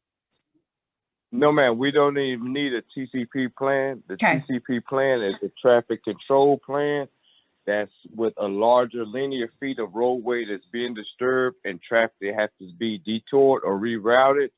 And what I was saying about pronto paving is that they may be able to get in here quicker as we need him than MT Langley, such as a big company. As you start the spring season and people have their schedule already adapt to more than linear feet that we require them to get to at this moment.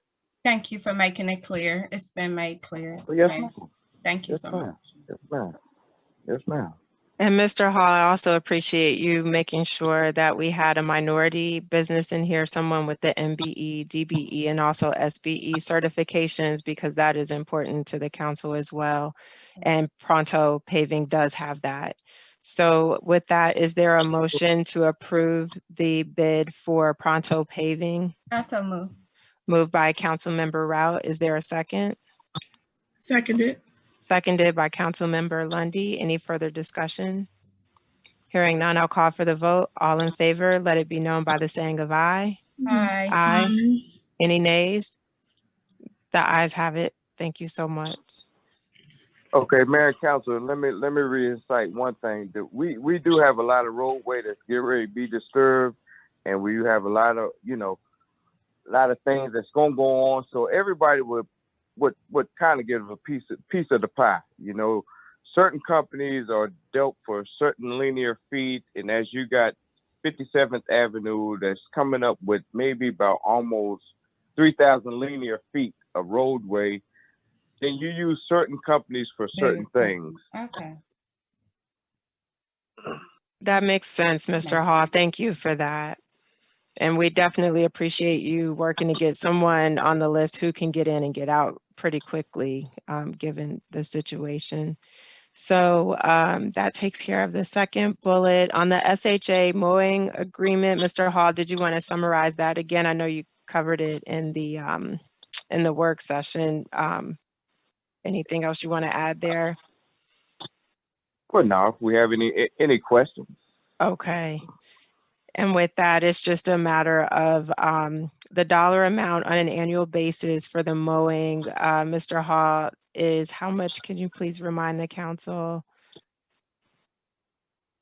Well, oh man, I have to know. It was every. I'm sorry, Mayor. It's okay. It was every. You have that number amount. I got so I many think it's amounts. $1,000. I'm looking at it. Yeah, I Right. remember it was under the $10,000 threshold, and so it's not, anything. Well, it can't involve an RFP because it's with the State Highway Administration. But just wanted It's to, income coming in. It's not going yeah, out. So it's. yep. And so with that, Right. is it? It's $6,000. No, not to exceed for 2 years. So $3,000 a year, basically. 3,000. Right. Yeah, $3,000 a year for 2 years. And so with that, is the council comfortable with proceeding with the SHA MOU to continue maintenance of the state highway areas identified in the MOU? That's the most. Moved by Councilmember Rout. Is there a second? Second. Seconded by Councilmember Blunt. Any discussion? Hearing- I do have some discussion. I just want to, I'm going to be advocating with SHA on behalf of our Public Works Department. They do a phenomenal job, and their labor is worth a lot more than $3,000. So I just want to go on record saying that that through advocacy, we're going to work on improving that moving forward. Yep. Thank you. Any further discussion? Hearing none, I'll call for the vote. All in favor, let it be known by the saying of aye. Aye. Aye. Any nays? The ayes have it. Thank you so much. The next item is council discretionary funds for Councilmember Blunt. I talked with Vito. He pretty much answered my question because I know when I first came on, we don't have to vote on who we give our funds to because it's such a little amount. And the only reason why I asked is because I wanted to give money to Reverend Gail Addison for her graduation. So I know it didn't have to be voted on. I just wanted to know how does that work? We give our money to the same people every year, or it doesn't matter who we give the funds to? But I really didn't need that on there, but because we already voted on really, so. Thank you, Councilmember Blunt. And you do, as the council member with that budget, have the discretion as to who you allocate it to each year. So that definitely makes sense. It's up to us individually to decide. The next item is the FY22 draft budget, Mr. Tonelli, and then followed by the budget calendar. Okay. Give me 1 second to bring this up.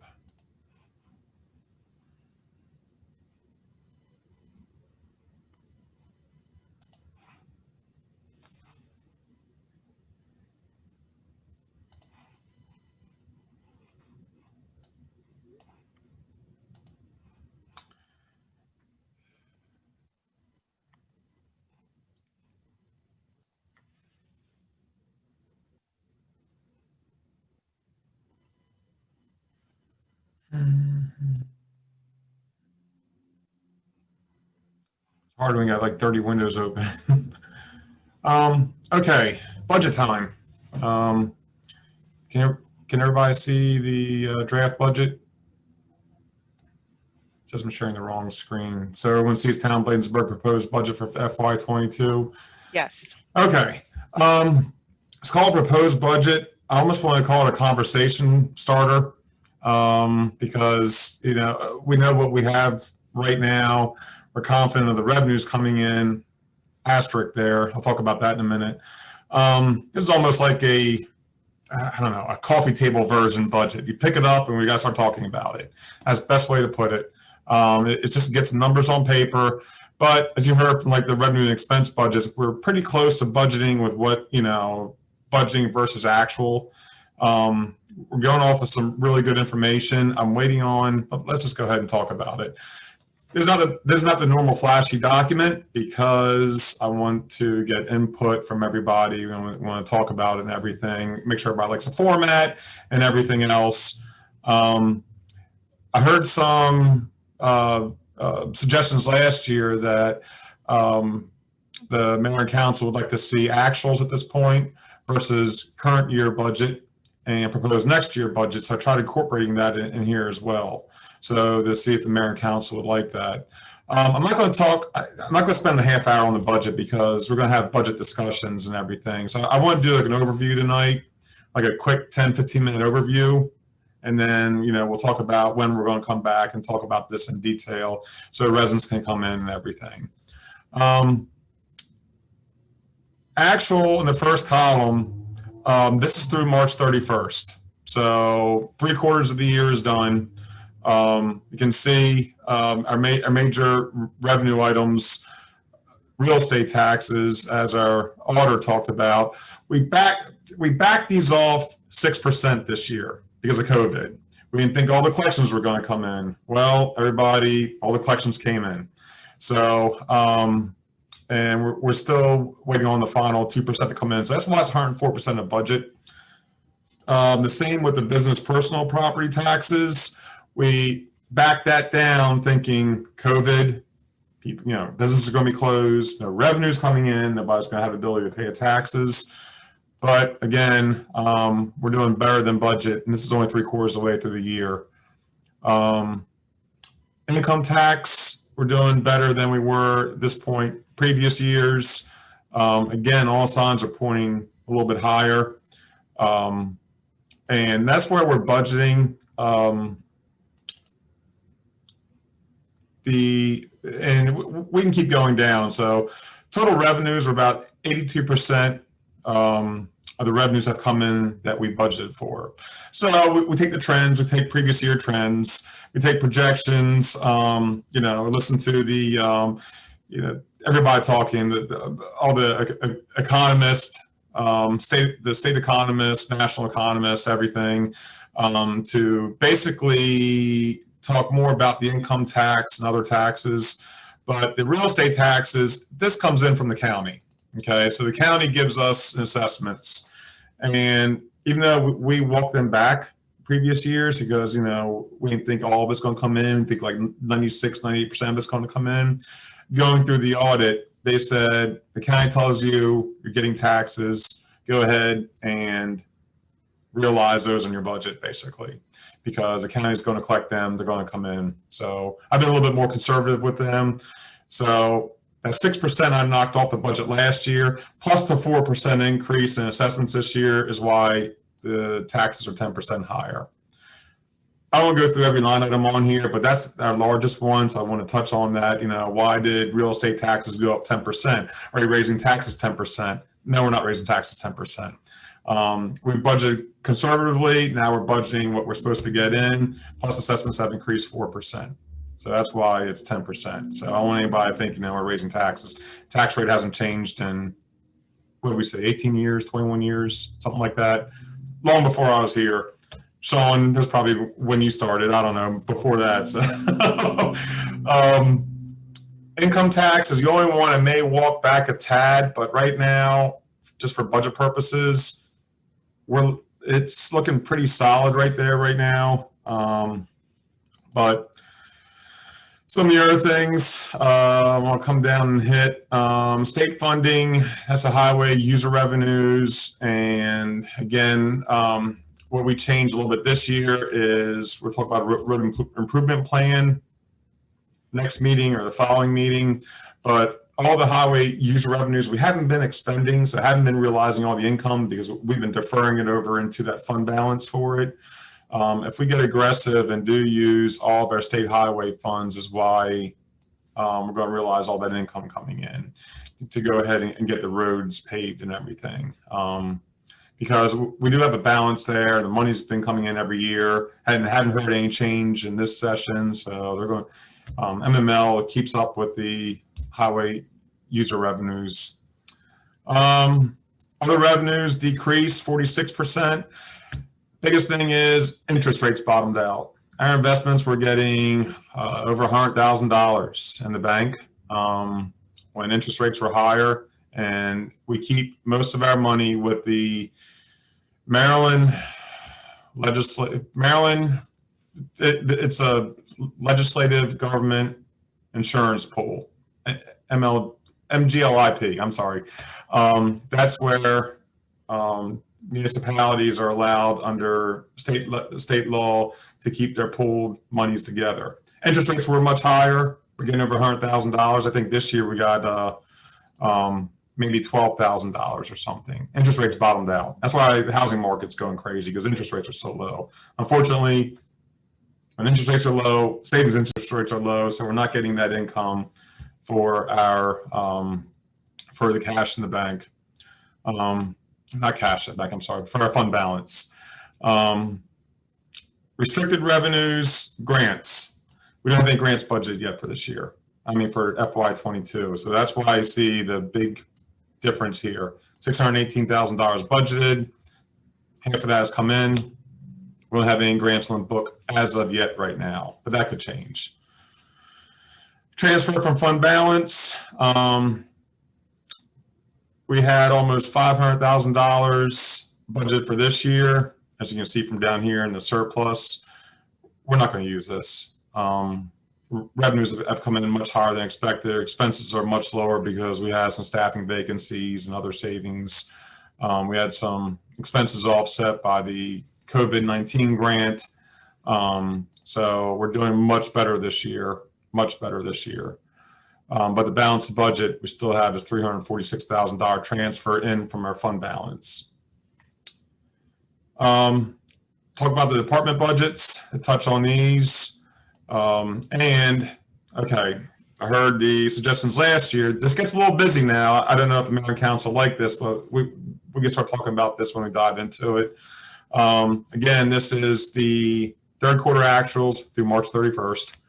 FY21 budget for the entire year, percent of the budget expended, planned FY22 expenditures, an increase or decrease, between FY22 budget and FY21 budget, and the notes. The notes are next to each line item. I thought that's a little bit easier than trying to go 2 pages because transparency, what's in a line item. But tell you what, I look at the notes all the time too, because I want to make sure that, do the budget. I constantly look through these notes too and make sure we're charging, the correct account and to the correct department and everything else. And so does Jennifer too. So, and so does chief staff over there at and public safety as well. So the notes here are just as much for Marin Council, just as much for the residents, but also just as much for the staff too. And it's helpful too, because a lot of times you see budgets, I like to show what we're actually doing with it, and I just show it on a line item basis, because it kind of justifies it better than like a programmatic budget. Instead of saying, we're going to, public works budget is going to be for beautification of town roads and spaces. I'd rather show the line items, like where it's going and everything to do that. So I know we can't do both. I got to go back real quick about revenues. Something major down here. Councilmember Rout talked about the work session. This is where it gets, it's going to be a little bit different budgeting this year. We have our normal operating budget. Okay, then March 12th, we get news that the town is receiving almost an additional $8 million that will be coming in sometime, I'd say in the next 45, 60 days, whenever the regs get written, to be spent, to be used for certain things through December 31, 2024. As you can see, that budget compared to our total revenue budget is pretty substantial. And I want to treat this as its own separate animal, basically. I don't want to commingle it, into our operating budget if we can, because these are strictly federal funds, and it's going to enhance our budget. It's going to be part of Bladensburg, but I think the best way to do this, and I talked to our auditor about this, and she said it's best to wait until the regs come before we can even start talking about it, so they can iron it out and everything, especially how to keep track of it on my end. So how am I doing on time, Mayor? Okay. We're at about 10, 15 minutes. So if Okay, we can that's why I was asking. get to the yeah, schedule, because I'm watching the crowd too. I see some people dropping off, so I'm trying to keep it interesting. So yes, because we do want to have the time set aside so we can dive more into I agree. it. Okay, yeah. So anyway, so these are the increases and decreases per budget. The major one, finance. Why did my department go up 12%? Well, I mean, I'm just pulling out things that would like stick out. Unfortunately, Jennifer, who's worked for us for 31 years, may be retiring this year. And one of the things in the audit that you saw was accrued compensated balances. So there's going to be a leave payout. And something that we haven't been budgeting normally is a leave payout, because we could assume that in our current budget because there are vacancies, but a smaller department like finance, you will see something like that. So even though it's a leave payout on the budget side, it reduces your liability over here of accrued compensated balances. And also the Marin Council budget decreased. And we'll go through that. And that was just the largest thing was the capital. There's no capital. We had capital budget for this fiscal year for office furnishings. We can still do it. We can put it back in. We can talk about it. So, and of course, there's no grants. So difference is right now, just put things on paper, we're about 4% below the current year budget. So, but I want to dive into it. We'll talk more about it. I have to talk to Chief about some programmatic things over in public safety. There's an 18% increase for public works for increased road work, and also put in for, they need a new single axle dump truck down there. I think the other one is Purnell, how many decades old or how old? So it's time to upgrade the equipment and just keep things on the road. So, and that's what I have right now. So Great, thank you, Mr. I try to summarize it, but I go into detail. I know, sorry. It's hard. It's I know, hard. it is. And then can you just go through the budget calendar so we can Sure. determine our frequency for having the meetings, and then also work with Ms. McDowell to get the notifications out to the public starting this week? Absolutely. Give me 1 second. Okay, per recommendation from February, I put out 3 different options. We have draft one has it spread out a little bit. First one being April 26th, which remember you have Port Towns being on April 27th, so you have 2 evening meetings back to back. May 3rd, council meeting May 10th. And then again on May 17th, so that's 4 Mondays in a row. Okay, that's one option. Again, these are just options on paper. There's endless options, obviously. Draft 2 knocks them out a little bit closer. April 26th. This is finding out about Port Towns. You're going to have a meeting 4 nights during the last week of April, but it gets it all done. Not saying it's all done right there, but you just go one night and one night, and then discuss it again, of course, at the May 10th meeting, May 17th, get back together again. And I put on all these options, you know, other dates to be determined, because you may want more time to discuss things. There may be, what I think is going to happen is we're going to need more dates, because by the time we go through the budget, we're going to get the regs for the supplemental information. Then we're going to have to go back and redo it again, because we might be able to move some things out of a normal budget and put over to supplemental budget and things like that. So, and a third option is we knock them out closer while freshen everybody's mind, do a couple this week, take a break next week, do April 26th, and then Port Towns meeting on April 27th, get back together again on May 17th. This one sounded like a good idea, but after a few hours of meeting, I don't think anybody's going to want to jump right in to meet again this week. It sounded great when I thought about it, but after going through it, I mean, it just, you know. Right. So I want to ask the council, I like the idea of the first one where it's once a week. And the reason I mentioned that is because then once we meet, say, on the 26th, then we have a few days if we have questions. So say Councilmember Blunt has more ideas, but she needs time to research before we get back together. You have a week, or if you need to talk to staff about things and ideas, you've got time to come back before that next meeting versus some of those back-to-back options. But Councilmember Lundy, would this initial schedule work for you? Councilmember Blunt as well? Yes. Yeah, draft 1 is good. Draft 3 is not good for us right now because we have a spring prayer week on the 14th and 15th at 7 p.m. So, yeah, so okay. 1 or 2, but the once a week option is good. So I would think 1 or 2 is good for me. Okay, Councilmember Blunt.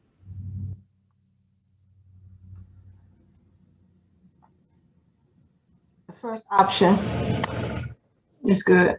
Can you hear me? Okay. Yes, I can hear you now. Thank you. First option is good. Okay. So Mr. Tonelli, oh, there she is. Councilmember Rout, sorry, you jumped on my screen again.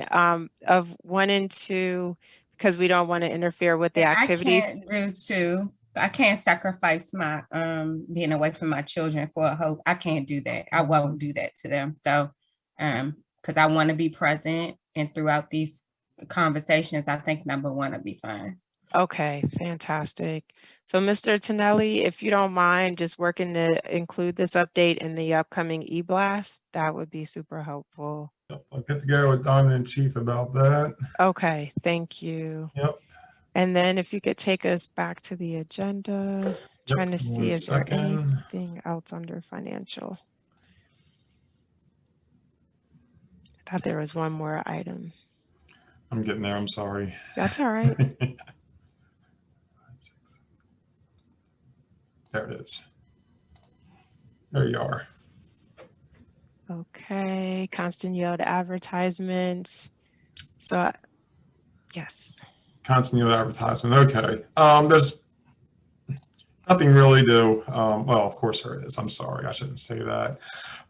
We had the constant yield presentation. Of course, everybody knows this is my favorite, last month. And we are required to advertise between 7 and 21 days before the March 10th meeting. So this is the ad that will go out. I don't want anybody to be shocked. I want to see that. I want the Marin Council to see that's going out as a proposed tax increase. We talk about this all the time, and there's not a tax increase.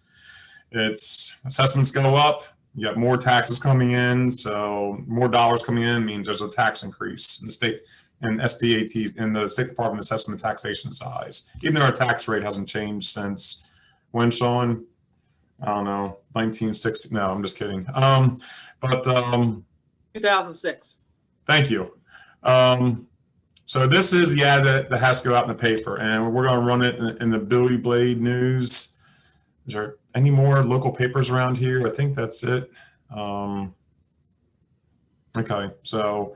We ran that last year, and I still have it here. But anyway, it'll go on the inside. So just so you see what it looks like, And what we added this year that we're allowed by the state to add is all our Zoom meeting information as well.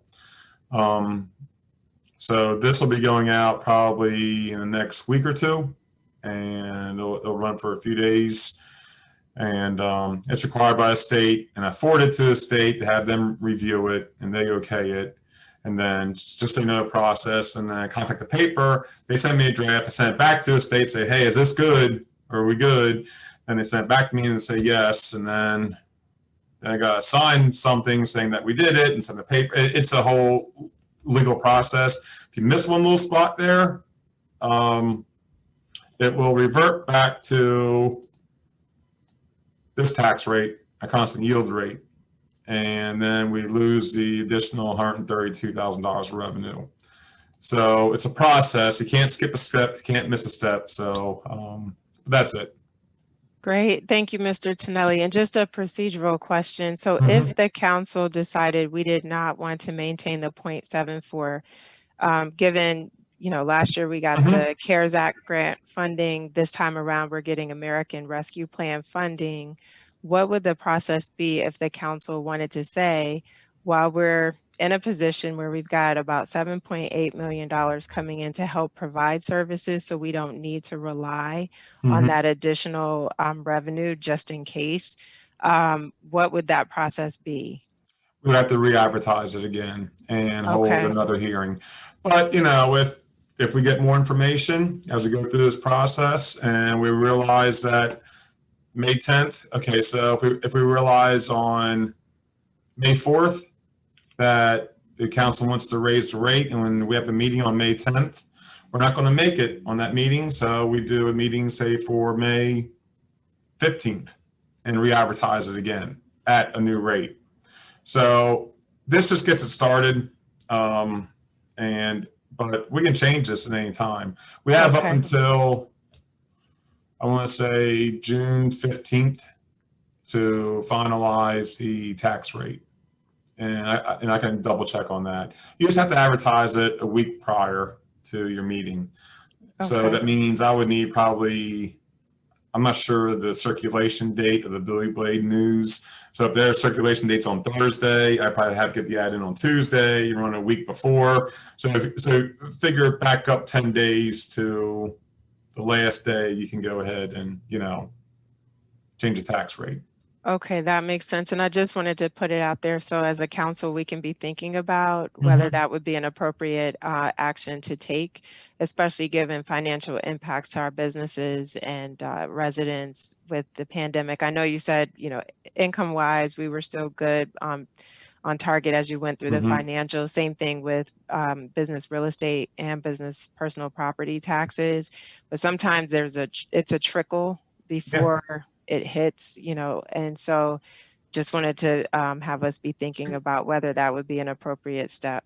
And especially if you want to bring something on, I see towns, municipalities raise their rate around certain projects to justify it. So projects or services, let's say, if they want to bring on a new service or something, it can't be sustained in the current budget.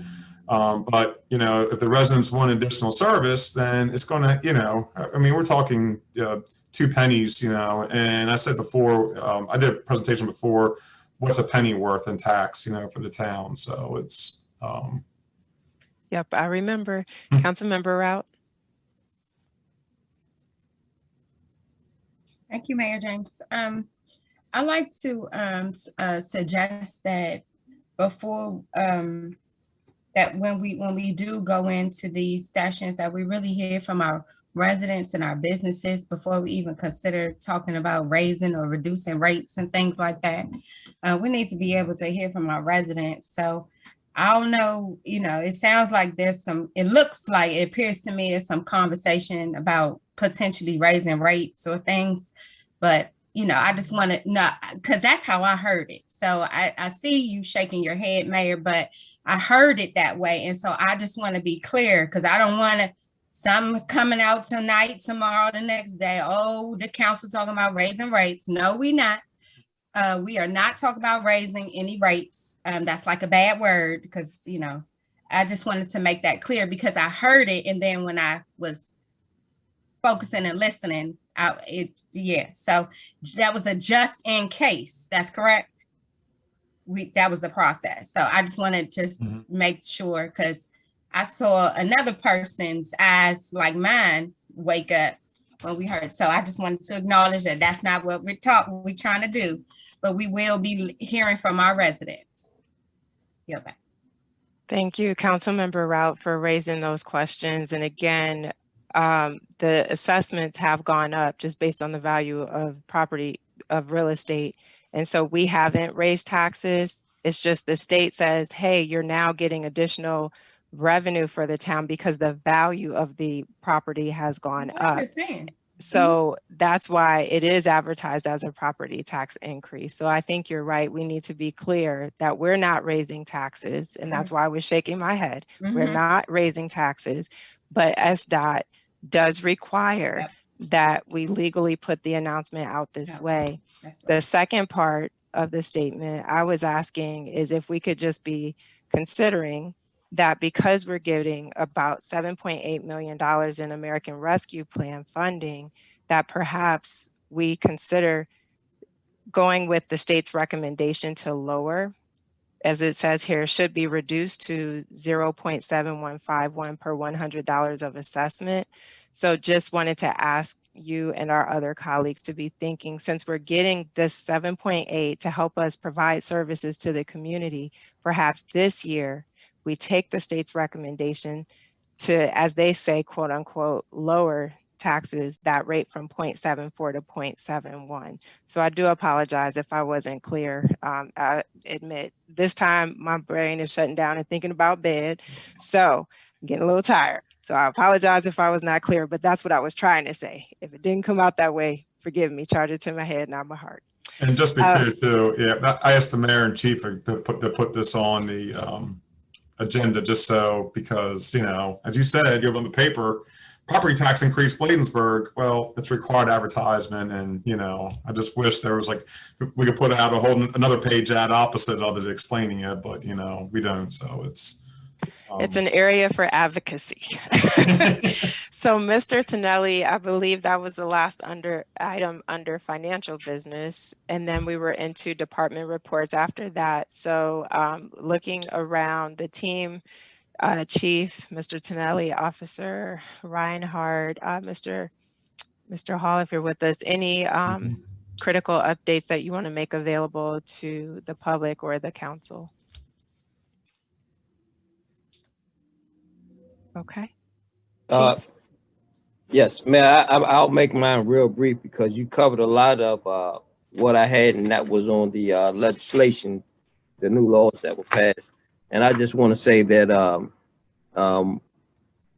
I am in agreement with a lot of what is taking place because it's long overdue. I would say that, you know, there cannot be trust with the community if there's no accountability or transparency. So we have dealt with a lot, you know, not just here, but across the country, of a lot of good officers that do their job, may make a mistake in their job. They should have due process. But we have a lot that know, such as the Bill of Rights, better than we do. Because why? They are recipients of multiple internal affairs investigations. So we don't do things by the book. How can we ask our public to trust us when we are not being transparent, being forthright with sharing information with the public? So I just want to say that I think that we do have a great police department. I want to make sure that our community knows that just because things are going on across the country, they are not necessarily happening here in Bladensburg.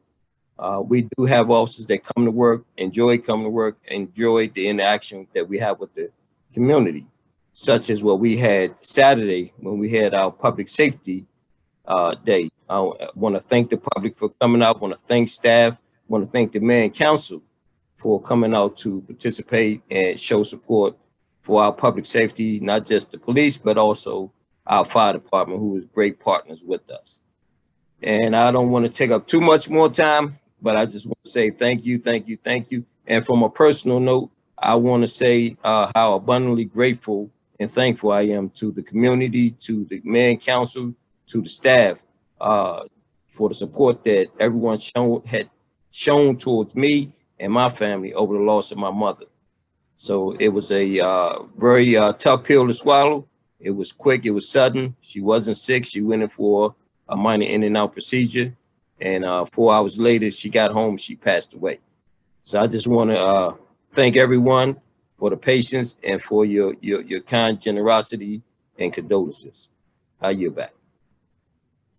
Chief, thank you so much for the updates. And again, you know, our hearts and prayers are continually with you because you only have one mom, and it's a healing process that we know you have to go through, but we're here for you.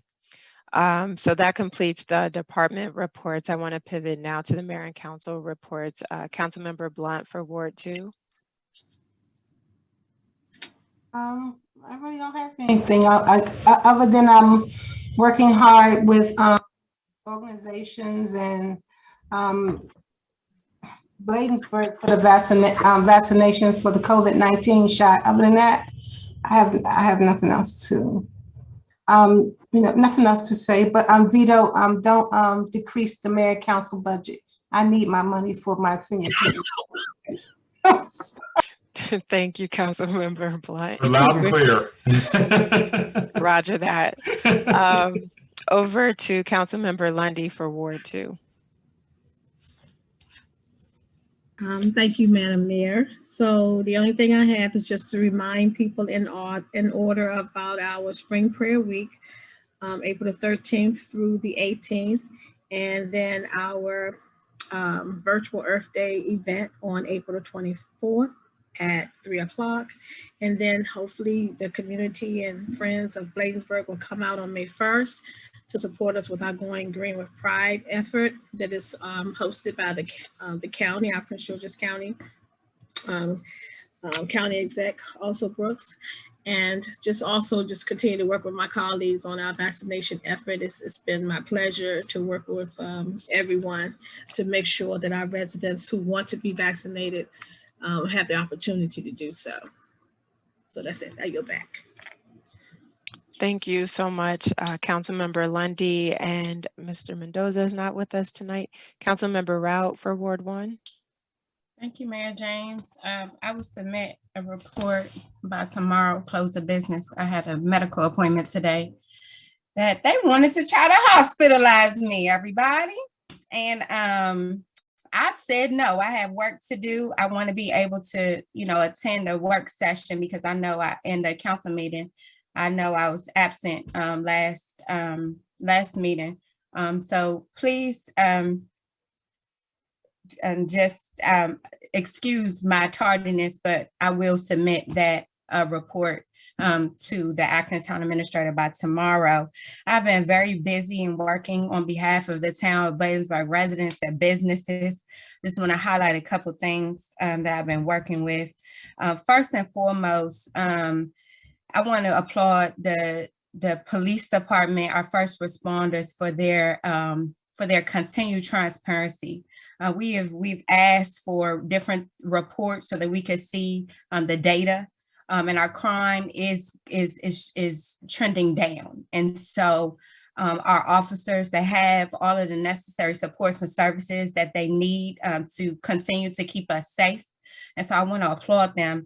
Our public works department also, I want to publicly applaud. When I see something, I say something. And through Chief Collins's leadership, they have been right on Mr. Purnell Hall, especially on that Annapolis Road project.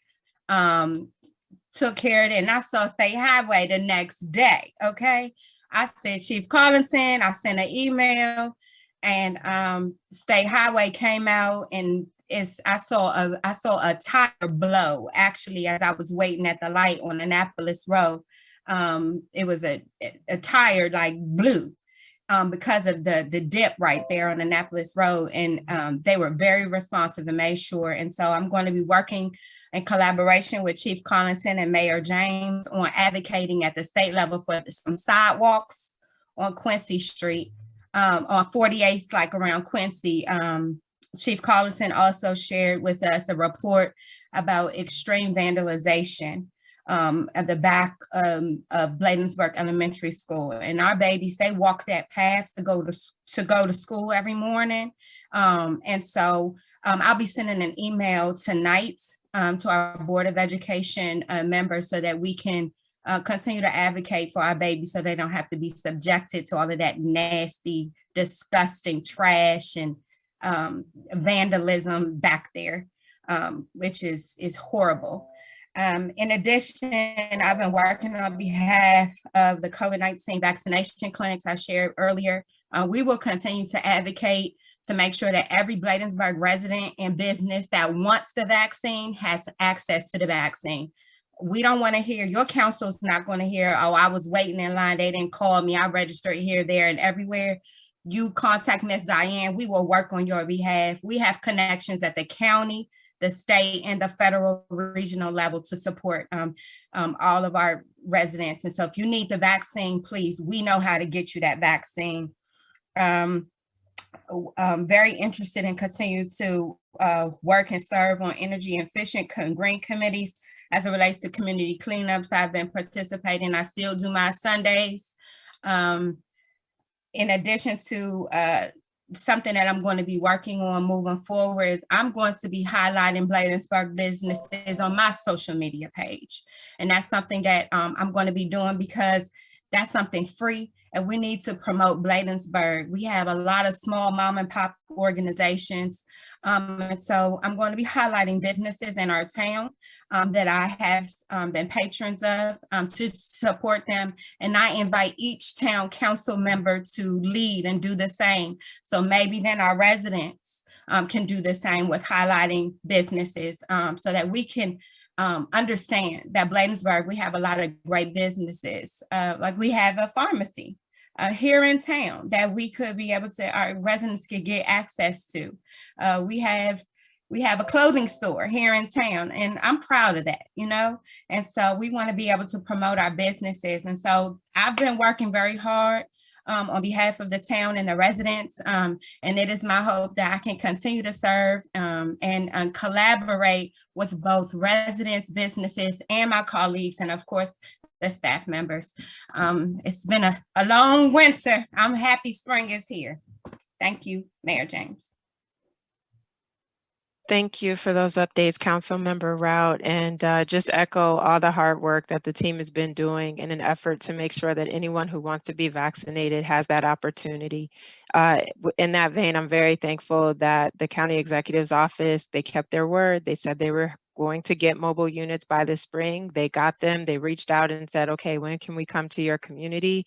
And they made the process so easy. They had the nurses, the OEM team was there, they had the logistics folks. And so there really wasn't enough or a lot for us to do. Council members came out and we handed out PPE and thanked our residents for coming. So thank you all, because I know you had an event the same day. So thank you for popping by. But it was good to just have that opportunity to talk with residents who, because of COVID, we haven't been able to really connect with. And so grateful and appreciative for all the efforts from the county execs team and Prince George's County at large. I also want to thank County Executive also Brooks, because once again, she reached out, or her office did, because she's been holding these small group conversations across the county with different civic associations and HOAs. And so they contacted me and asked if I could get some of the representatives from different organizations within the Beltway. And so I was able to get Radiant Valley Civic Association and Hamlet Woods and some of the associations within the town of Bladensburg, but also again from other local communities, and have questions submitted to the county execs team so they could be prepared to answer those questions during the listening session. And it went very, very well. And I'm hoping that they come back and do it again, because typically we as elected officials have an opportunity to hear from the county executive or people in her cabinet, but our residents don't get that opportunity very often. And so to be able to get them in front of her, to hear directly from her and her team and have their specific questions answered was a very fruitful initiative. I wanted to make folks aware, and it's on my Facebook page as well, but the Clean and Green Weatherization Program is another opportunities for our residents with moderate to small incomes to take advantage of the MEA Weatherization Program. I know former Lieutenant Flynn, when he retired, he's got his organization doing it, but he serves a very large territory. And UCAP, which is United Communities Against Poverty, located right here in Prince George's County, is also able to help our residents if they want to complete the application for weatherization. So please reach out to me, tjames at bladensburgmd.gov. I will email you the application. If you have questions, I can help you fill it out, but we just want to make sure we get that in within the next week, because that money, I believe, has to be exhausted by the end of May, and it'll be May in 2 seconds. So please don't let that opportunity pass you by. If you notice a neighbor who you suspect may be in need, don't feel bad. Reach out to them. We're supposed to help one another. And so just encourage them to contact me if they need those resources.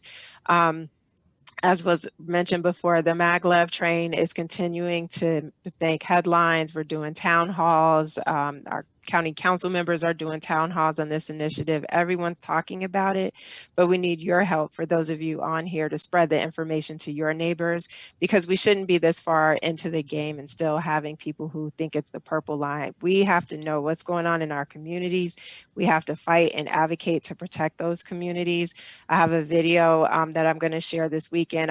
From this weekend, I filmed it at the waterfront park, because I want residents to understand this train is trying to come through this beautiful park in your community, and you have to elevate your voice and make sure that does not happen.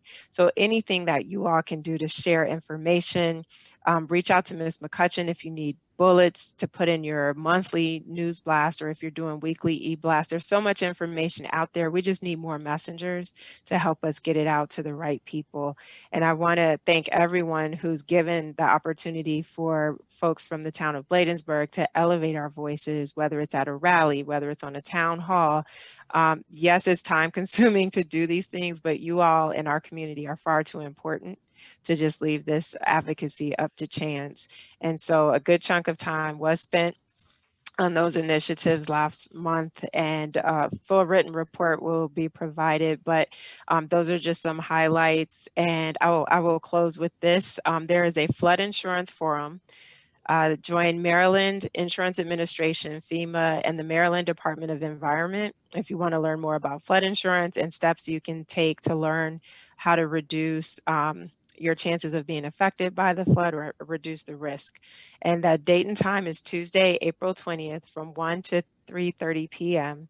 And I'll push this information over to Ms. McDowell so she can include it in the e-blast so everyone can get it, and hopefully everyone will share it with their network. But as was alluded to previously, we, Councilmember Rout, myself, and Chief are very much committed to partnering with OEM to move forward and saying, we know we have an issue, we know the culverts are there. It's not okay to say the money's not in the budget until next fiscal year. We're going to work together to address this now. And so I look forward to making that happen before we have any more major issues. And that completes my report for this month. Mr. Tonelli, correct me if I'm wrong, but I don't believe we have any old business at this point or new business items. No, but Chief had something when Okay. Chief Collington? Yes, I just wanted to share one more highlight. This week is National Telecommunicators Week, and I just want to just express how deeply grateful I am to our dispatchers who, even though they're behind the scenes, they are the first voice normally you hear when you're in a crisis, when you dial 911. So I just want to give a big shout out to all the telecommunications officers across the country and thank them for their hard work that they do every day. Hear, hear. So we salute all of our awesome communications officers, and thank you, Chief Collington, for mentioning that. And so with that, it looks like we've come to the end of our party for tonight. May I have a motion to adjourn? So move. Moved by Councilmember Rout. Is there a second? Second. Seconded by Councilmember Blunt. Any discussion? Hearing none, I'll call for the vote. All in favor, let it be known by the saying of aye. Aye. Aye. Any nays? The ayes have it. Thank you so much, everybody. Good night. We're Good adjourned. night, everyone. Good night. Have a blessed